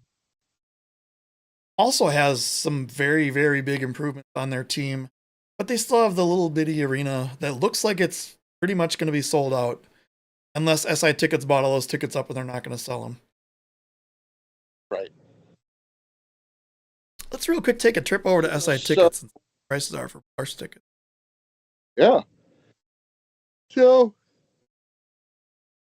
I'll kind of give you my thoughts on the game. As I was saying before, Utica definitely. Ooh, you know what we should bring back? The timer. But we don't have to bring it back this week, but yeah, but you got to restart it because I haven't said anything yet. Okay, so do I get my 30 seconds, or is it because I am? This is my game. I get an extra. You can get extra time, so go. All right. Utica versus Baltimore. Utica has not fared well in Baltimore since they've moved to CQ. Heck, Baltimore and Utica, it's been skewed back towards Baltimore over the last couple of years, with Baltimore sweeping Utica last season. Utica with a new team, pretty much. New coach. Baltimore, a year older. I don't think they've really gotten a lot of young talent. Utica's style of play is definitely different. I think it's more effective on a smaller field. So I think this game is going to be a lot closer than some people think. I am going to agree with my daughter Hannah, who gave me her pick as well. We're going to go mini upset. We're going to take Utica in a close one over Baltimore. All right. Here's my 30 seconds. I like it how it's over the video like that. Yeah, I know. I like it. It's right in between. Yeah, I moved up the video. I moved up our video so I could fit the chat down below, but I do like this like this. Are you doing that? Say, oh, Blarst, done. New Blarst signing yesterday. Blarts. I like Blarts. I like Blarts as well. Yo, Blarts rhymes with. Yes, I do. So I'll start my timer over. I think I would like to see this game after both teams have had 2 or 3 games under their belts against other teams, but since these teams will play each other 115 times this season, might as well just start. And I got to pick the Blarst at home because it's the Blarst at home. But I would not be surprised in an upset, but I think I'm picking the Blarst. And right before the buzzer, there's 2 tickets available on SI Tickets for $91 each. A perfect timing for the buzzer. Perfect timing for the buzzer. Yeah. But yeah, I would say that's pretty much a sellout. So yeah, I would like to see this game further down along in the season. How many times do you guys play each other? Is it 6? Yeah. So I will be attending. I forget which one. It's the next one at CQ. I think I'll be going to. This is January 22nd, 21st. 21st. Yeah, it's that day. So I'll be there for that. So the nice thing is that the games are spread out throughout the season, including the last game of the season on April Fool's Days. Is the last game against the Blarst. But remember, was it last year that they got all 6 games out within like 3 days or whatever it was? It was before the year. Yeah, before the first of the year. So essentially 4 games they got, or 4 weeks they got 6 games in. I didn't like that at all. I like that it's spread out, and I'm sure that that's what they said they weren't going to. So I expect. I will say I'm going to call the series 3-3 by the end of this. I mean, we're going to see right at the gate what Utica's style of play is going to be, how they look. Um, I would like to see it go back to a 3-3 type thing. Yeah. Last year was brutal. I'll say that. I'm gonna call it 3-3, and each team gets a win away. That's how I'm gonna call it. Not gonna be just 3 home wins for each. I'll call each team steals an away game. Yeah, I think each team has a huge home. I won't say a huge home field advantage. I mean, Baltimore's got a small field, so I really can't say a huge home field advantage for someone with a small field. But Utica definitely has a lot of success at home. One of the most packed arenas in the league. And then Baltimore with their small field that not a lot of teams are used to. Oh, Becker has a good idea. Bring back the report card, but add a detention run. Do that. Year 11. Oh yeah, we were in overtime already, but we had 2 timeouts, 3 timeouts, and yeah. So I mean, by the time we're done with this, it's not gonna really matter.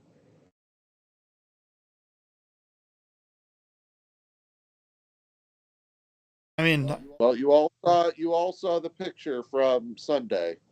Yeah, I stuck to my word.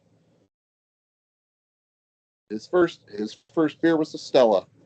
I mean, you start it that way. Does Randy Wilkinson know that? Aging Randy. Oh yeah, I blocked his ass.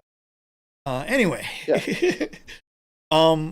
Second game will be, I think, for the rest of the league. So everyone in the East who's close to these teams, the first game is going to be huge and all eyes on that. The rest of the league is all looking at the second game, which is the 2 returning teams. For one of the teams, it's their return. The Outlaws, it's the return. Flash at Mesquite. 8:05 Eastern in Mesquite's arena. I have heard that they moved the scoreboard up some. Not right on the field. The superstructure 700-inch TV. It's 35 inches across the. Mesquite. That was an interesting arena. Oh, you were there. So I forget, the corn dog was in Dallas though, not Mesquite, right? The corn dog, yes. But it was in. No, you were. Was in. Mesquite was. They were doing. I hate Thundersticks. Thundersticks, the worst thing possible, and they were doing Thundersticks for that game. And what if they were 2 parts of a Swiss roll as Thunderstick? I would eat them. I would bang them together. I would just yeah. Right. You want to go first? You want me to go first? Yeah. That doesn't matter. All right, you're up. Ready? All right. So both teams are coming back after a hiatus. I mean, looking at both rosters, I mean, there have been a little bit of a change. Monterey brings back Brian Aguilar. Fun fact, I talked to Christian Segura Sunday, and he said Chihuahua is the team to watch for, not Monterey. But as I say this, you know what? I'm just going to take Monterey. Give me Monterey. All right. Timer went out. I'll go. So the whole looking at the roster thing, I don't know if you looked at it today, but Mesquite added another 5 or 6 players. Now, granted, that doesn't mean that they weren't practicing with the team this whole time. It means they were signed. I don't know what to expect from Mesquite. I'm still of the opinion, until they prove me wrong, that you have 2 teams and 1 team's worth of players in the Dallas area. Monterey, we've seen every time they come back, they're strong. I think Monterey by a decent amount, at least 2 goals. Yeah, I would say 2 or 3. Yeah. I would say 2 or 3 for that game. And less superstructure violations, which will be nice. How many Oh, here we go. This, I don't know about this. I don't know about that. And then Bushwhacker, yes, the timer's back. Didn't do that on the off season because we didn't have anything to pick and we were testing different streaming softwares. I think at one point we were testing something that it wouldn't work on. Hannah also picked Monterey, by the way. Oh, okay. So I'm the only one that has a pick that's different. I picked the Barst. You know what I should have done? Do you really think Hannah's going to pick any other team except Utica? I apologize for everyone in the chat. I forgot that YouTube has polls. So what we will do for picks from now on, and actually next week is going to be an entire show full of picks because there's games are next. Saturday there's 1, 2, 3, and on Sunday I know there's 4. 11 games next week. What I'll do is I'll put the poll up and you guys can vote on it in the chat. And if you pick wrong, you get banned. So you get that. Pick against the how we ban people and Yep. All right, I think we've covered everything there is to cover for this. Rule referencing. Yeah. The grudge cage match that we were. It's funny because in that thing I was talking about, if you know the two people I'm talking about, I was gonna take like an actual UFC or MMA in the ring picture and superimpose their heads over it. That would have been fun. Right. Yeah, I think it's time. It's good. It's a good way to end a show. Make sure we end on time. Yes. Without one of these, and actually I'll do it real quick. Overtime. And we're back. Back to them. So I guess thank you everyone. And actually, before we go, we did hit 201 subscribers. We are there. We are officially there. Over 200. What is so YouTube has like a bunch of like play buttons that they give out for like subscriber goals, right? We're almost there. What's 200? Is that like a paper one where they just draw? Yeah, it's a paper plate award. Get one. I think you have to hit 100,000 to get one. Oh, we're almost there. But it may be 500,000 as well. No, maybe it's 100,000. I don't know. I've never gotten anywhere near close enough to. We're right on the cusp of that. So my music channel is at 978, and I'm trying to hit 1,000 by the end of the year. Interested in mixing or bass guitar or my terrible jokes? Shoot me a message on Facebook, and maybe we'll get the mascots to go. I'll send the link to Brad. He'll share it. I'm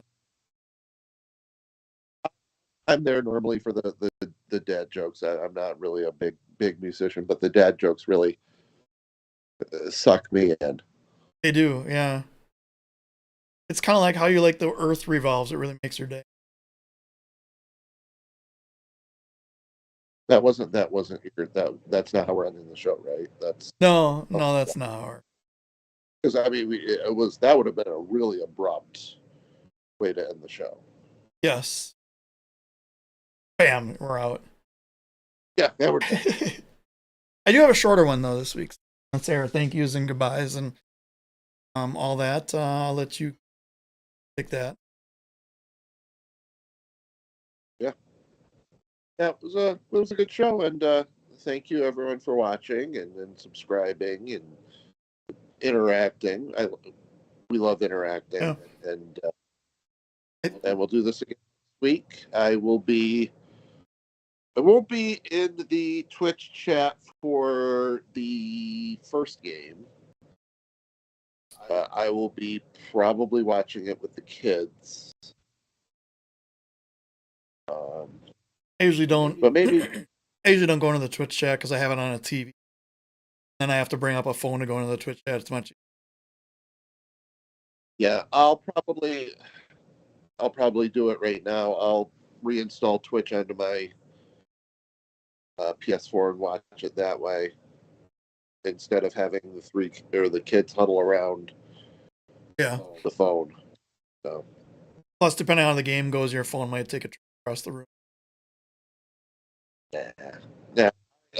Like, as long as they show they can hang with Baltimore, I think I'll be happy. Yeah. I mean, we don't know. Baltimore has started out slow before. They've started out fast before. I mean, the depleted Wave team almost beat them last year. The 1-goal game. It was in overtime. And like I said, I mean, they're a year older. I mean, yes, you signed Moises Gonzalez, Antonio Manfoot, but they're over 30 now, I think. They did re-sign Vanzella and Tony Donatelli. Those were, and they're another year older, and I think eventually the speed of Utica, Channel 5 News. Hi, Channel 5 News, aka Bushwhacker, aka whoever mascots changed their name for this. Now, this is a question we get asked a lot. So let's just kind of let's just say how do we get so famous? It's our witty banter and our discussion of cake. Yeah, and it was one weekend in 2020 in the midst of COVID that Matt said, "Hey, I'm going to take every week and we're going to do one team. You want to join me next week for the Wave?" And I'm like, "Sure, we'll do that." And that next week we struggled to get the show going because Facebook did not have the invite a guest feature for their live stream. So I borrowed a friend's Zoom account at the last second, and I don't think officially it's spelled that way. News channel here. Readers aren't very good. But after the end of that show, we went over the Wave. Matt's like, "Do you want to show up next week and do this team?" I'm like, "Sure." And that was it. And he's stuck with me and I'm stuck with him. And then we created In the Box over a telephone call. Yep. While I was in the Domino's parking lot, yes. Keeper, yes, I know Zoom is free. However, you cannot stream to Facebook or YouTube with the free version of Zoom. You have to do a paid version of Zoom, which I did end up getting, and then moved to this program called OBS, which is actually free, open source. It's a fun, nice program to work with. I mean, you do have the don't you have the thing on your roommate? Okay. Yeah, she's definitely. I mean, she's said I was glowing and this, that, and the other thing. She said that. Okay, we have to end it. I have to go take my kid to work. So yeah, so do your horrible dad joke. We'll do this again next week. We'll do this again next week. I should have a scene for dad joke, just specifically for the dad jokes. Myself a note. Ooh, make yourself a note to do. We'll do like a little segment for dad jokes, and then we can do a little segment since someone wanted to know about the jerseys, the origin of the jerseys. I can go over like Jersey of the Week. Yeah. Yeah.